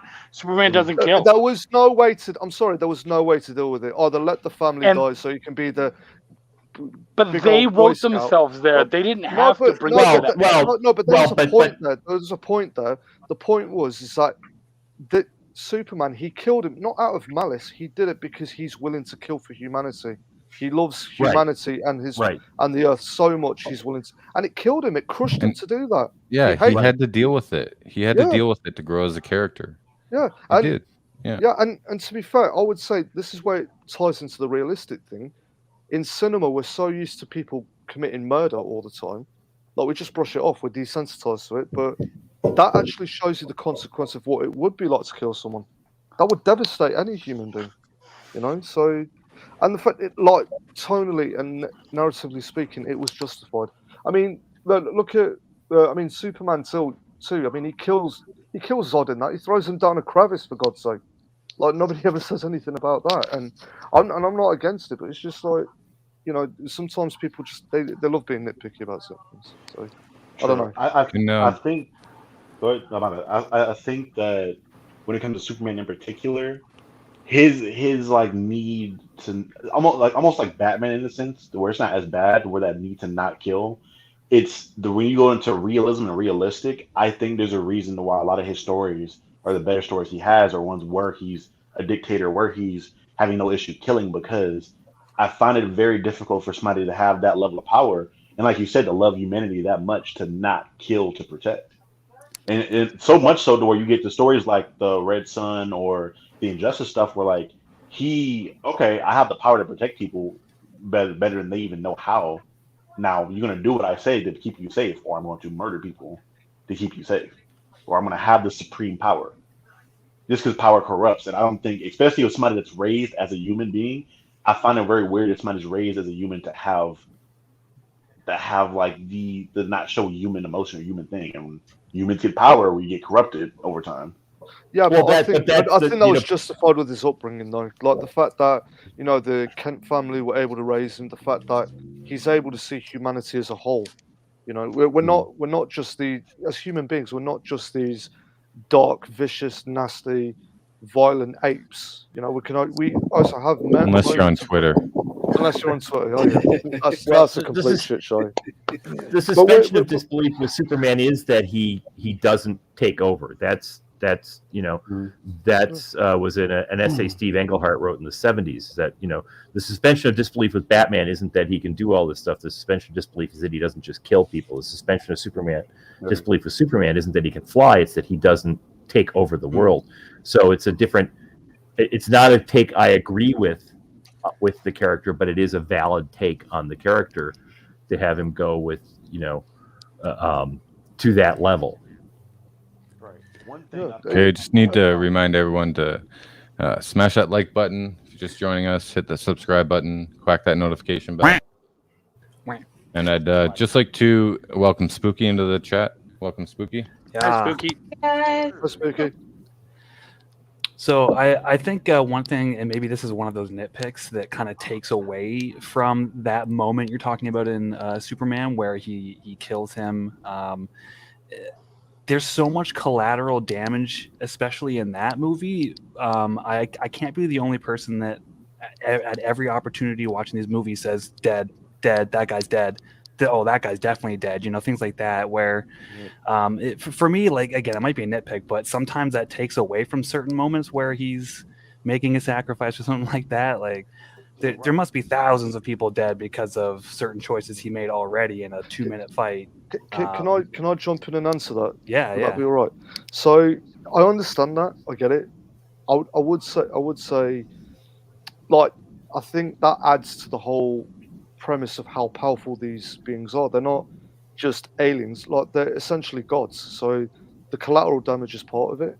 But I would say, I mean, have you ever been in a real fight? I know this sounds really weird and off kilter. No, and I certainly get, like, some of it is he's not able to control necessarily. Exactly, like sometimes, and you know, even boxing and kickboxing, like there's a reason you have a ring, because like you're not always in control of your environment. Right. You'll go crazy, like it'll be absolute chaos, right?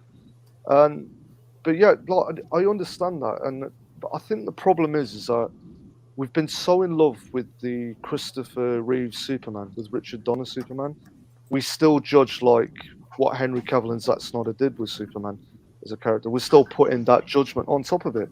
I don't think it's necessarily fair because it's a new take. It's its own thing, you know. Well, And I on think- this, Raj, look at Superman and Justice League Unlimited, and not just because Sean here, I always think of this is when he finally goes up against Darkseid.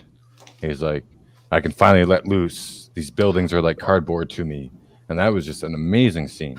And you finally got to see Superman. He's always holding back, and they use that a lot in the writing. Well, even in that's comics. that was always the question when we were doing the show. Is that the reason that we put Lobo in there wasn't because anybody working on the show really loved Lobo, was because we could finally do an episode where he could cut loose.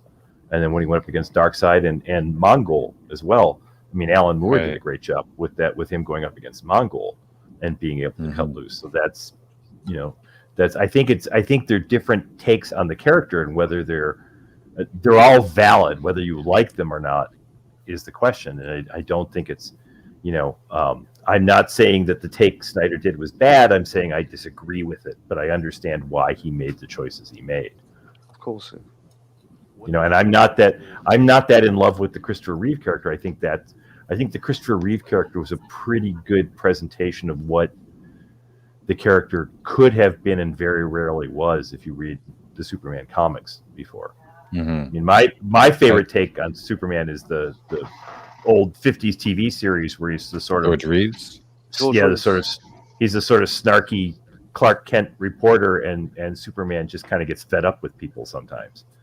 And That's what I enjoy. I find it very weird because I'm a South. Someone talking? Yeah. Is that Charlie? You hear me? No. Barely. Closer. Oh my gosh! All right. Just deep throat that mic, buddy. Yeah. How about now? There you go. Perfect. It's in. I being in the South and having, because essentially Clark Kent was raised in like a country southern area. Yeah. And one thing that I find weird here, when you go from an area here to a metro area, that culture shock of people not being nice all the time. Because when you're in the South, everybody knows each other. Everyone's always kind. When you get to a metro city, it's everyone for themselves, and you never really see when you get to a metro area, you see. I'm not gonna say it, make it sound bad, but you see the worst of humanity because you don't have that small town community. Where everybody's nice. Yeah. And so you going from Clark Kent seeing a capsulated environment where everybody's nice to you, everybody's kind, and you really don't have to ever have a lot of confrontation, to now you're in a city, but then you're also seeing murderers and the worst possible things that the life has to throw you with Darkseid and things like that. And he kind of just adapts. You don't really ever see that struggle in his head versus just him having to punch stuff harder or try to save people. Right. So I always struggle with that. I'm what is going through his head now that he's going from seeing the best of humanity to the worst of humanity in a quick ass moment. Yeah, I think that's where Man of Steel did it really well, where he's traveling the world. I think that balances it quite well. I do understand the cynicism of if you've got all this power, why wouldn't you just be corrupt? I get that, but it's just I think there is a part of it where obviously I think the problem is that not there is always a temptation to use power for corruption, but I don't think that's necessarily always the case. I'll put it this way: there was my friend owns a MMA gym in the city that I live, and I've trained there quite a few times. Some of the nicest people, most chill people, absolute killers in that gym. They would rip your head off, they would choke you out, and that's the thing, because they don't have anything to prove. They've got nothing to prove. They don't have to. The ones that usually scream and shout and try and start fights, they're usually there's some level of insecurity there. So I know I'm taking this more into a humanity kind of thing, but it's just I think there is a little bit more nuance there. But it's an interesting take on it. It's a different take on it. So it's very everything you're saying is really valid. And my son calls those guys who scream tiny penis men. Yeah, well, there you go. Yeah. No, man, the baby dicks. Yeah. No, I was curating the Bruce Lee Museum, fresh out of film school, and we did a martial arts convention in Florida, and all the martial artists I partied with for all weekend, they were the nicest guys ever, nicest women ever too. You know, like they had like no egos, all a bunch of fun. No one started fights in the hotel bar, nothing like that. Yeah.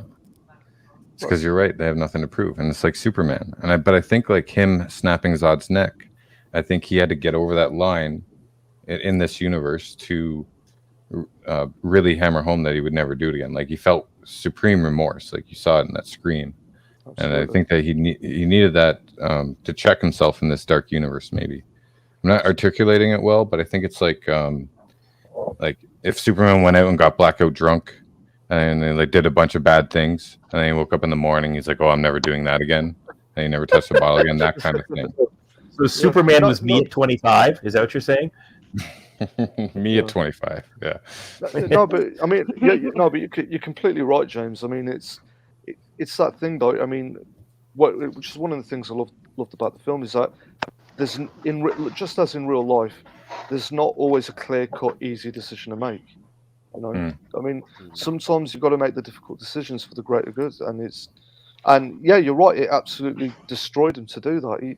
He took a life. You know, and I know through modern society and through modern media, like we can brush it off, but the reality is that most people, unless you're in the armed forces or, you know, work in law enforcement, that's not an easy thing to do. You know, it's just, yeah, it's just, and I think that's something that the MCU could take as well, add a little bit more depth into their storytelling, and I think there's a lot of room for that. Because I think going back to what I have to go. I have to check out. It's after 1 here, and I'm going to turn into a pumpkin soon, and that's really ugly. But thank you very much for having me. Thanks so much for joining. Same for me. I hope I didn't. I'm in the same time zone. Yeah. All right, boys. I hope I didn't overtalk. I really enjoyed talking to everybody. Thanks so much for having me. Likewise. Sure. Yeah. Anytime. Honor being here with so many talents. Good being with you all. Thanks, Vince. All right, guys. Good Have a good one. Take care. Take care, Spooky. It's great meeting you guys. Bye-bye. And I'm gonna bolt too with that one.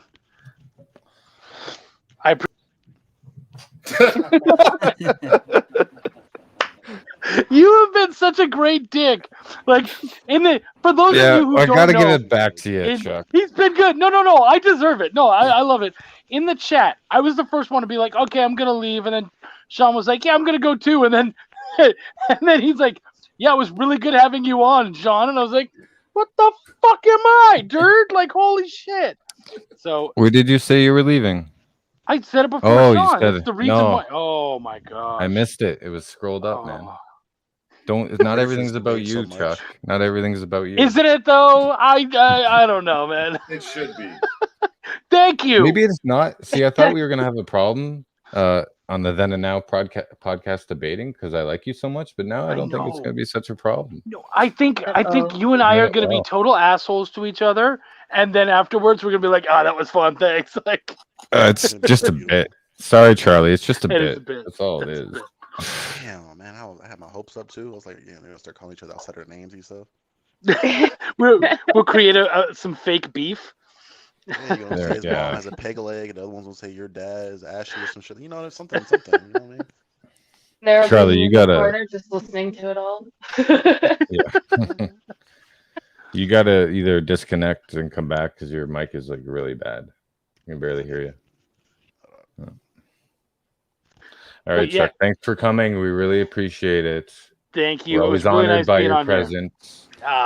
You. Are you gonna plug your stuff? What are you gonna plug? I'll plug, yeah, man. Go You ahead. know what? What's up? I'm Chuck Pineau. I'm a writer and editor. You can track me down on Facebook, Chuck Pineau. It's all right there. Instagram, same thing. Twitter at Chucky Pin.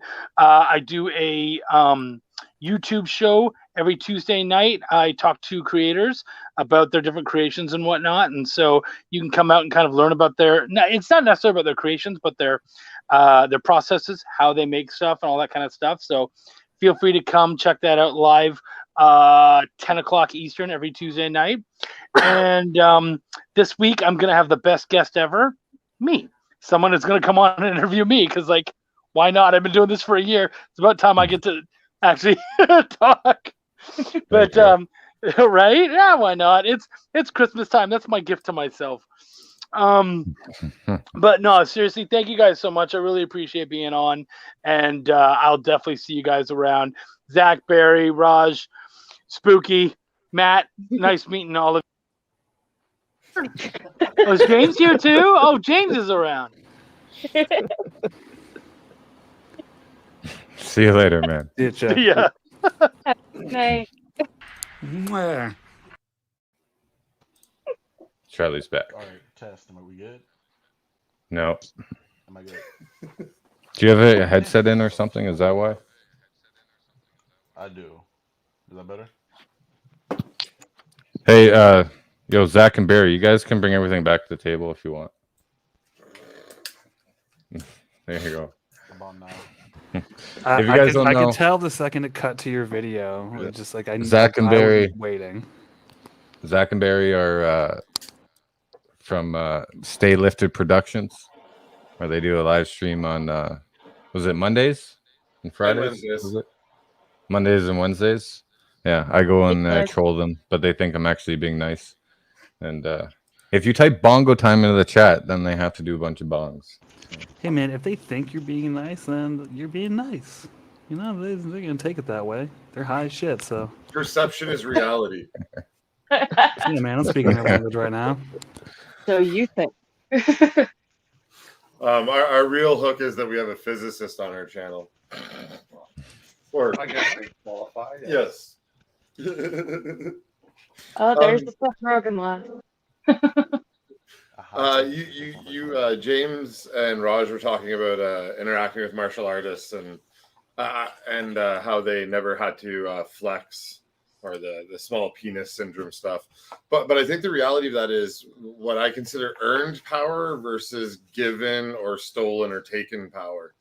You don't have to flex power if you spent the time to truly earn it and understand it.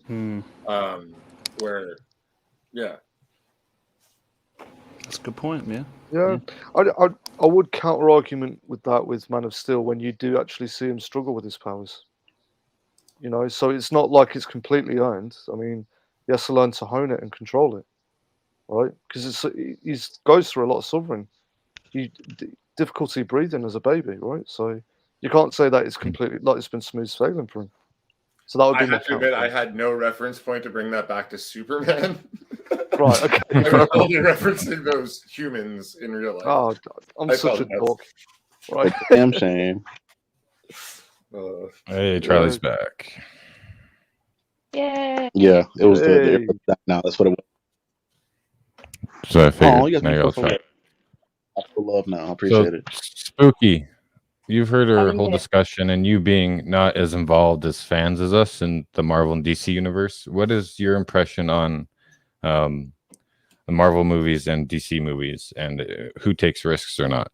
And then we can finally ask Edwin, because he knows a lot about this stuff. He works on Geekosity with me. He just doesn't talk. What do you think, Spooky? Well, my take is the way Marvel's doing their thing is to appeal to people that have absolutely zero knowledge about the comic books, about the previous TV shows, anything like that. They're kind of pandering to, for example, kids that can actually watch it, like, 12, 13 years old, watch it from their point of view and see how you with WB, they're definitely going in the more adult, risky direction. Like, I mean, for example, the Suicide Squad, Birds of Prey, 2016 Suicide Squad, all of it's kind of more tailored towards the adults, so it's going to have more risk, I think, in personal opinion. So, like I said, as somebody who's got like next to nothing in background for any of these superhero movies and, well, series, to be completely frank, I don't know squat. So watching these things is like bringing new things to light that I had no idea even existed before that. Like, I've got a little bit of history in the Spider-Man cartoons and the Batman cartoons, like grew up with Batman Beyond and stuff like that. But really, in all honesty, all of it's pretty new, and magical for me because I don't really know the history of any of this stuff, right? Right. That's my take on it. Cool. And what would you say your favorite thing you've seen in the last couple of years since I've indoctrinated you to all these properties? Definitely Young Justice, which we just finished watching season 2 of that. Mm-hmm. And Birds of Prey, I'm kind of on the fence about James Gunn's Suicide Squad. It's got a lot of fancy movement and whatnot. Not so sure how I feel about the language. That's just me.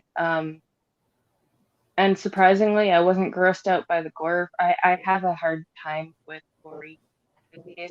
And You say that, but honestly, you're not. It's just if it's properties you don't like. have I watched The Boys yet? No. No, but you watch the Suicide Squad, and it's pretty much the same thing. No. We have a super chat from Clint Baker. Killing Zod definitely left a mark on his soul. Also, if Clark's Earth parents were a-holes, he would definitely be a different character. Exactly. And by the way, Clint, I did send you the link. And I will send CB3 one too. I thought I sent him one already. I'll leave this up here. Thank you for the super chat, Clint. It's got to pay to get your attention. Or he could just type in the chat. That works too. But we appreciate the super chat. Yeah.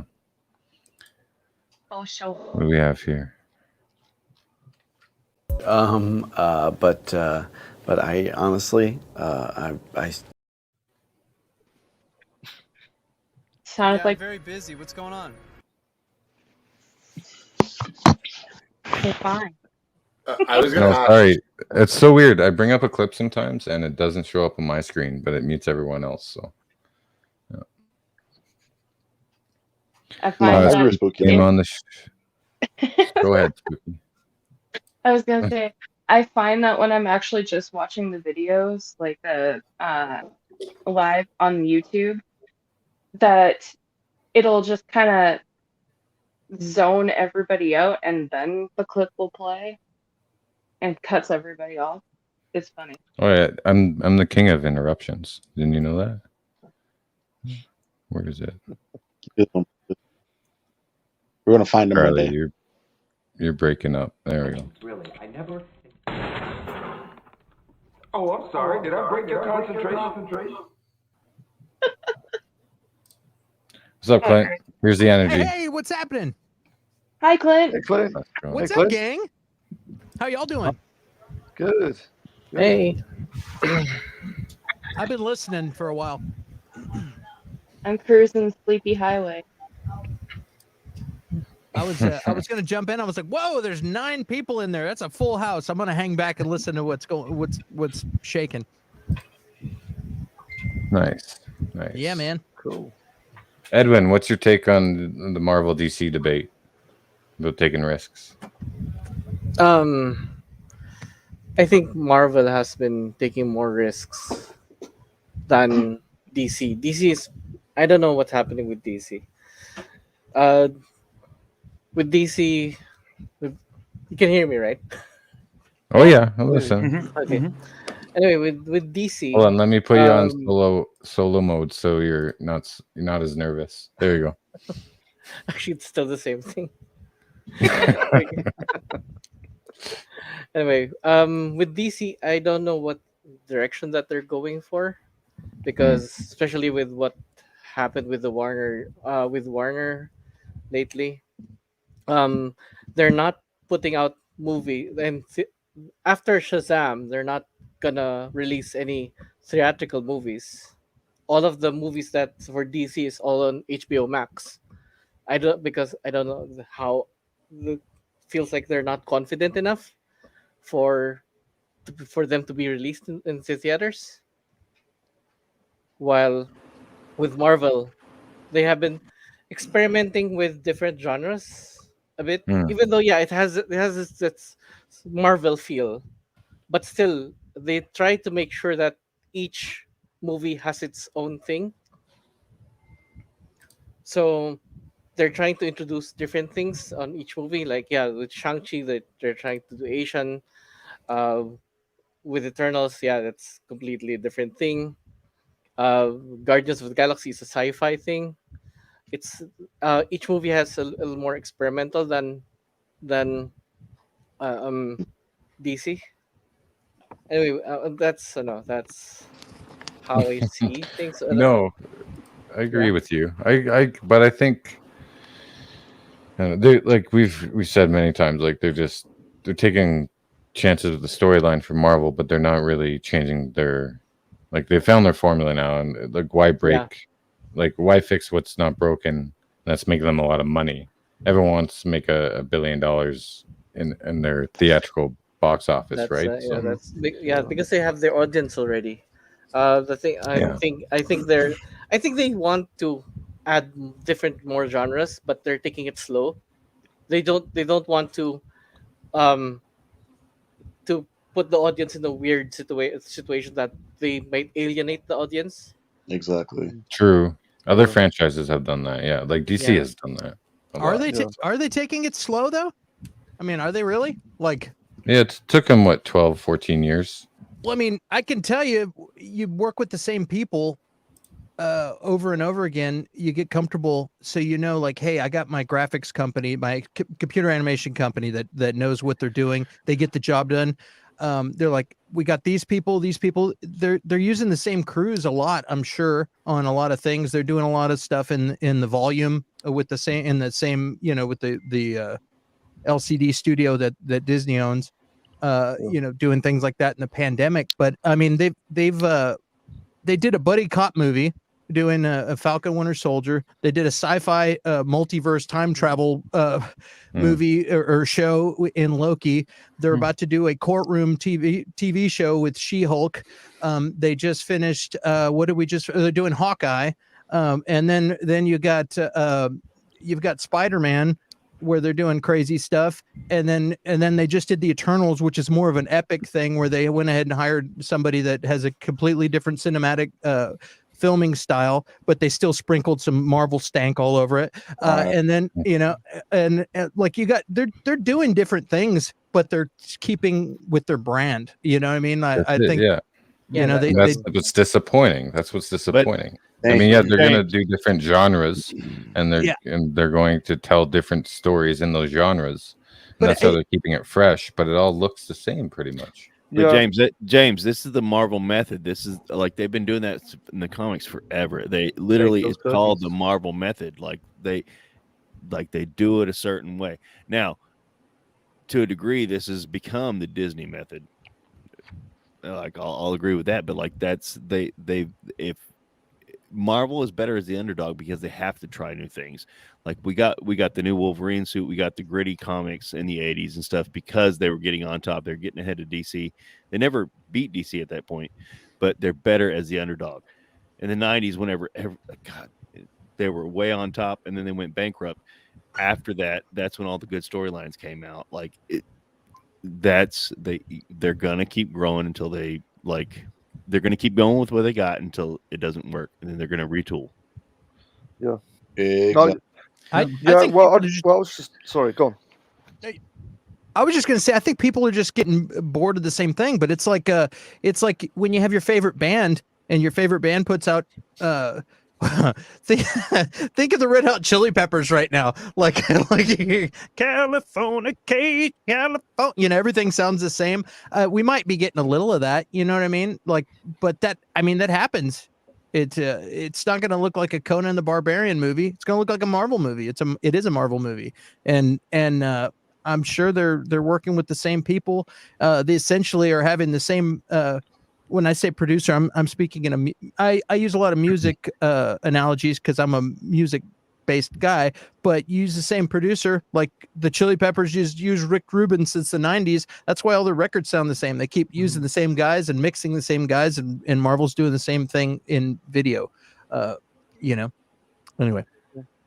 I think they're doing everything in moderation. That's what my thing is. What? In moderation. Like you don't go like if I'm trying out a new diet, I don't go from like being a carnivore where I eat nothing but meat to eating no meat whatsoever. I kind of like you take your time to get there. You go vegetarian a little bit. Maybe you try some things you like here and there, and then you get to that point. Versus Charlie, not jumping everything's a food analogy. Also, I went vegan for a year, and I stopped cold turkey. I didn't taper. God damn it. Yeah, I went vegetarian for 6 months, cold turkey. Yeah, I was I like raised a my meat vegetarian. too much. What was that, Spooky? Said I like my meat too much. Right. Why are you in the hallway?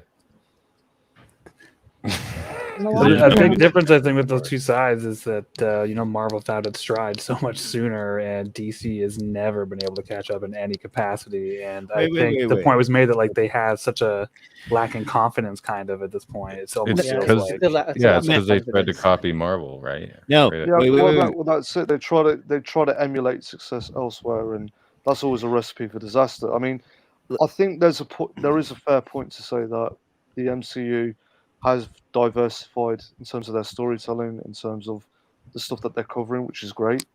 I think the problem is that there is a danger of them stagnating in the long term because there's no one to compete with. I think James's video put it succinctly. Like, yes, yeah, it's just the fact is that when Zack Snyder made Man of Steel and BVS, by the way, the Ultimate Edition is the 3-hour version is the film that should have been released in theaters, not the one that we saw in theaters. And we got Zack Snyder's Justice League and Wonder Woman.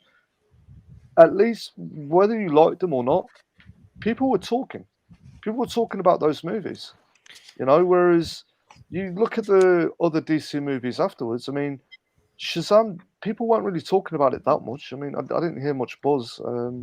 So the Suicide Squad, James Gunn's film, I wasn't seeing much in terms of online presence with that either. Like I asked my brother, I asked him, I was like, "Hey, do you want to see the Suicide Squad?" He was like, "No, I'm not that bothered.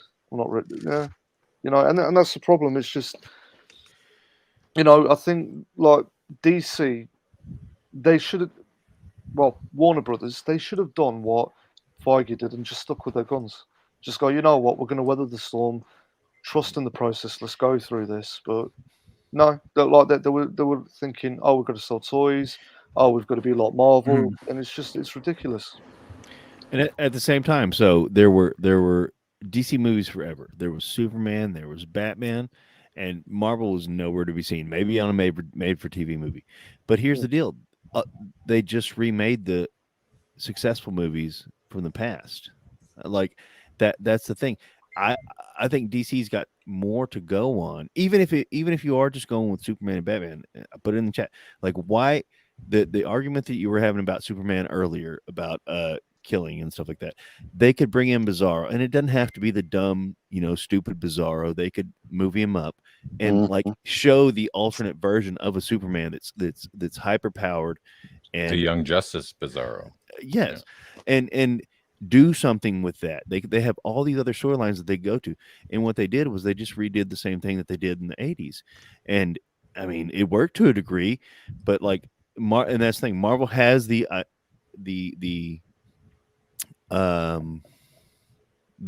the freshness. Okay, there weren't Marvel movies, and so it is all fresh now in phase 4. Or is it phase 4? Phase 4, phase 5? Yeah, they are reinventing. Okay, they're starting fresh, and so far I don't like it. Okay, but like I'm still on board, but like they have to, like Marvel's is doing different things. Like I don't like there's Swayze back there. They have all these things going on. I don't necessarily like them, but if they make it tie together, that's the Marvel method. There were plenty of Marvel movies where like, I don't know, and I walked out. But they made it tie together. As long as they make it work, it'll be all right.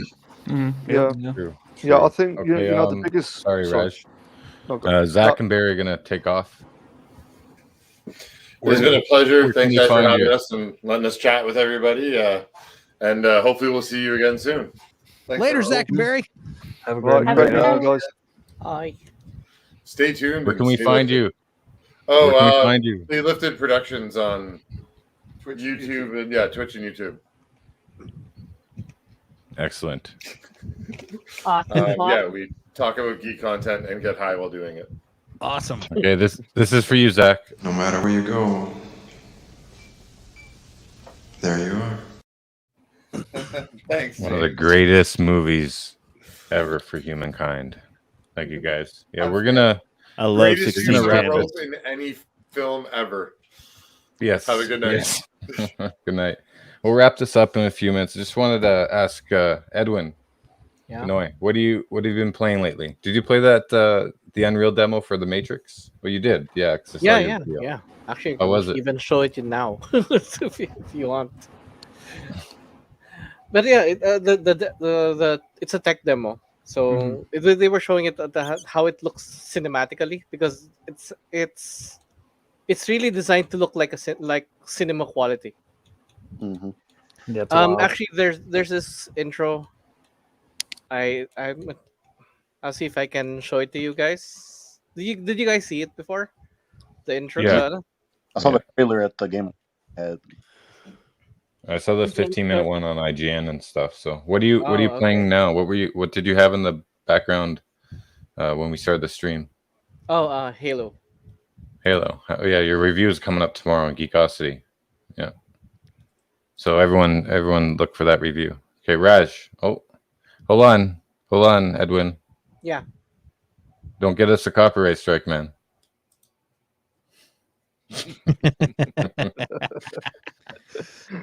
Edwin, you could stop that video anytime you want, brother. Anytime. All right, Spooky, what are you watching these days? Hear anything? My headphones, I think, just died. Hold on. Oh. All right, Raj, what are you watching these days? Well, I've been binge watching The Witcher. Yeah, I mean, it's been the perfect cure for the hangover that I had from last night. But yeah, just a bunch of filmmakers. We all got together. I don't know if it was the Sambuca or the fact that I downed a bottle of Prosecco, but I was paying for it today. Both. So, yeah. but yeah, I'm also I'm watching the Lakers at the minute. So really hopeful that they're going to make it to the playoffs. Sorry.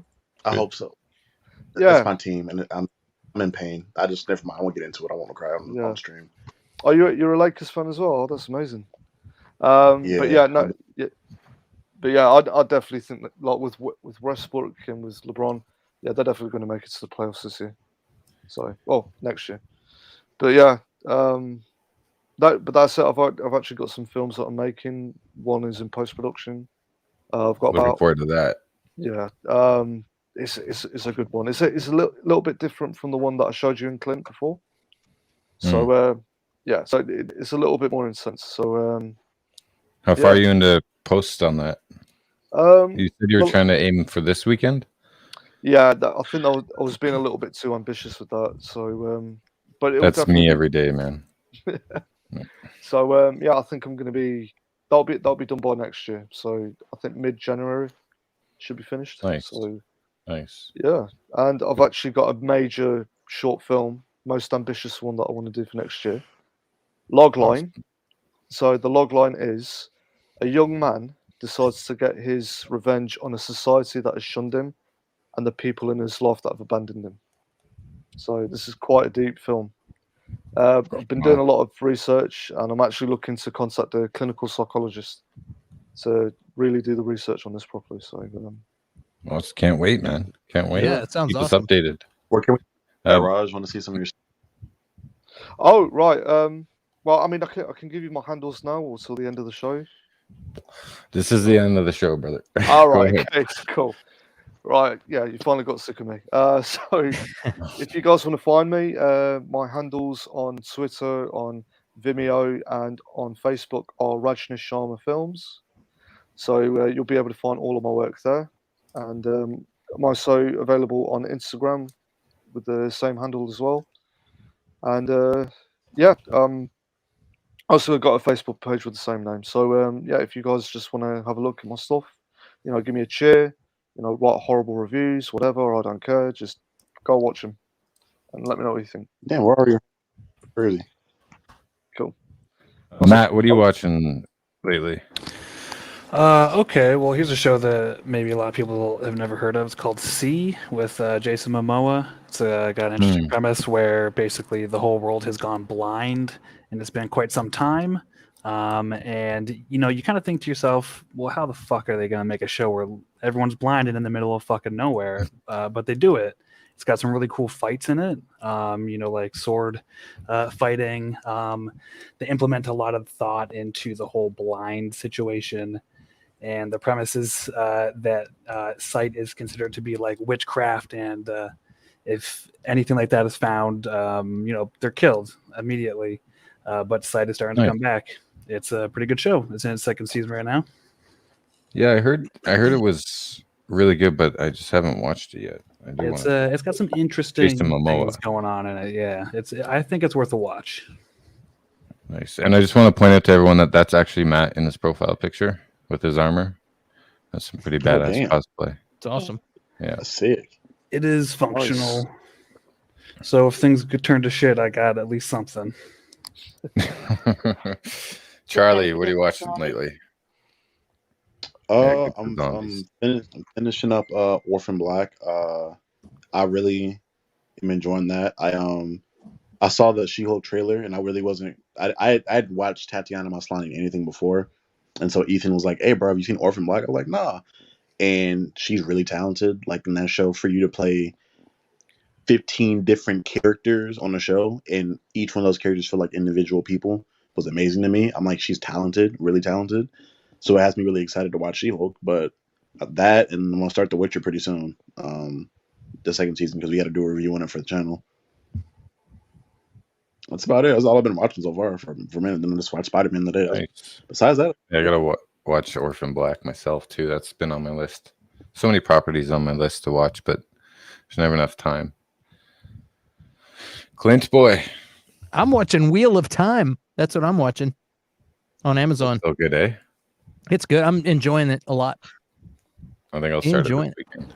Did you read the books, Clint? I didn't. I did not read the books. Okay. It's just a matter. Did you read the books? Oh no, Clint? no. I actually have not read them either, but I was just curious if you have like a perspective on if they're, you know, if they stand up enough next to that, because I'm sure a lot of people are going to be picky. Absolutely. That's all people is picky. So that's they'll absolutely be picky. They'll probably call it fan service. You know, a lot of that all over the place. It was great. Like so far, it's been fun. I like it a little more than what was the that show with the on Netflix, something and Bone, Shadow and Bone. Shadow and Bone. Yeah, that was solid. I like this a little bit better. This is a little more Game of Thrones meets The Hobbit ish. Nice. Yeah, they're on a quest. It takes a long time for them to get someplace, so it's a lot of walking. You know, hey, I'm gonna watch this show where people walk across treacherous places for a long time, and then orcs pop out or something. That's the show. Yeah. So, it's like Walking Dead, but with orcs. Yeah, orcs, and but there's some really badass magic where the main character, yeah, she's a badass, and then sprinkle in some samurais into the mix. Every wizard lady has a samurai that is bonded to them, that they have an emotional connection, and they're like sworn. It's not like a slavery thing. That's like they love each other, but it's like a weird platonic. It's not sexual. It's a weird platonic thing where it's like and they serve the sorceress, and it's pretty cool. So they have like a personal guard who's like a badass samurai guy that follows them around, and they call it bonded. And they can mask their bond. Sometimes they can't feel where the sorceress went, and they get all stressed out, like I gotta find her. But it's pretty cool. I'm like, man, I like that. Awesome. Yeah. Did you read the books, Clint? That reminds me of, I don't know if you guys ever saw Daniel SL. I think, Matt, you have. It's like, did you reboot Daniel? Daniel, did you reboot? I'll send you guys all the links later. I never learned to read. I didn't mean CB3, what are you watching? I'm watching Hawkeye and pretty much Bluey and Muppet Babies. I have young children. I have actually started reading Talon of the Silver Hawk from Feist, one of the Feist sagas. If you haven't read any Feist, Raymond A. Feist, it's spectacular. It's better than Lord of the Rings, so get on it. Yeah, I don't. TV is hard. I have like 10 of them in my house, and I still can't watch them. So, but I can watch you guys. Love y'all. There you go. Spooky, what about you? Well, not currently watching anything at the moment, but I did just finish the first season of Dollface, as well as watching the second season of Shaman King, which Netflix has coined as original, which it's not. And Young Justice.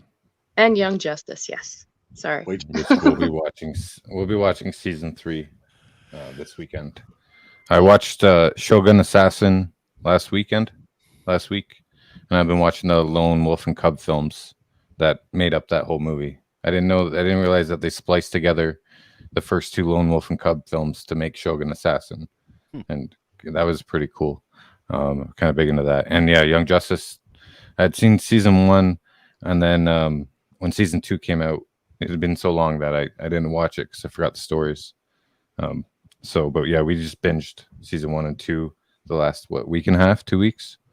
Yeah, about that, because they're ending the series on Netflix on the 31st.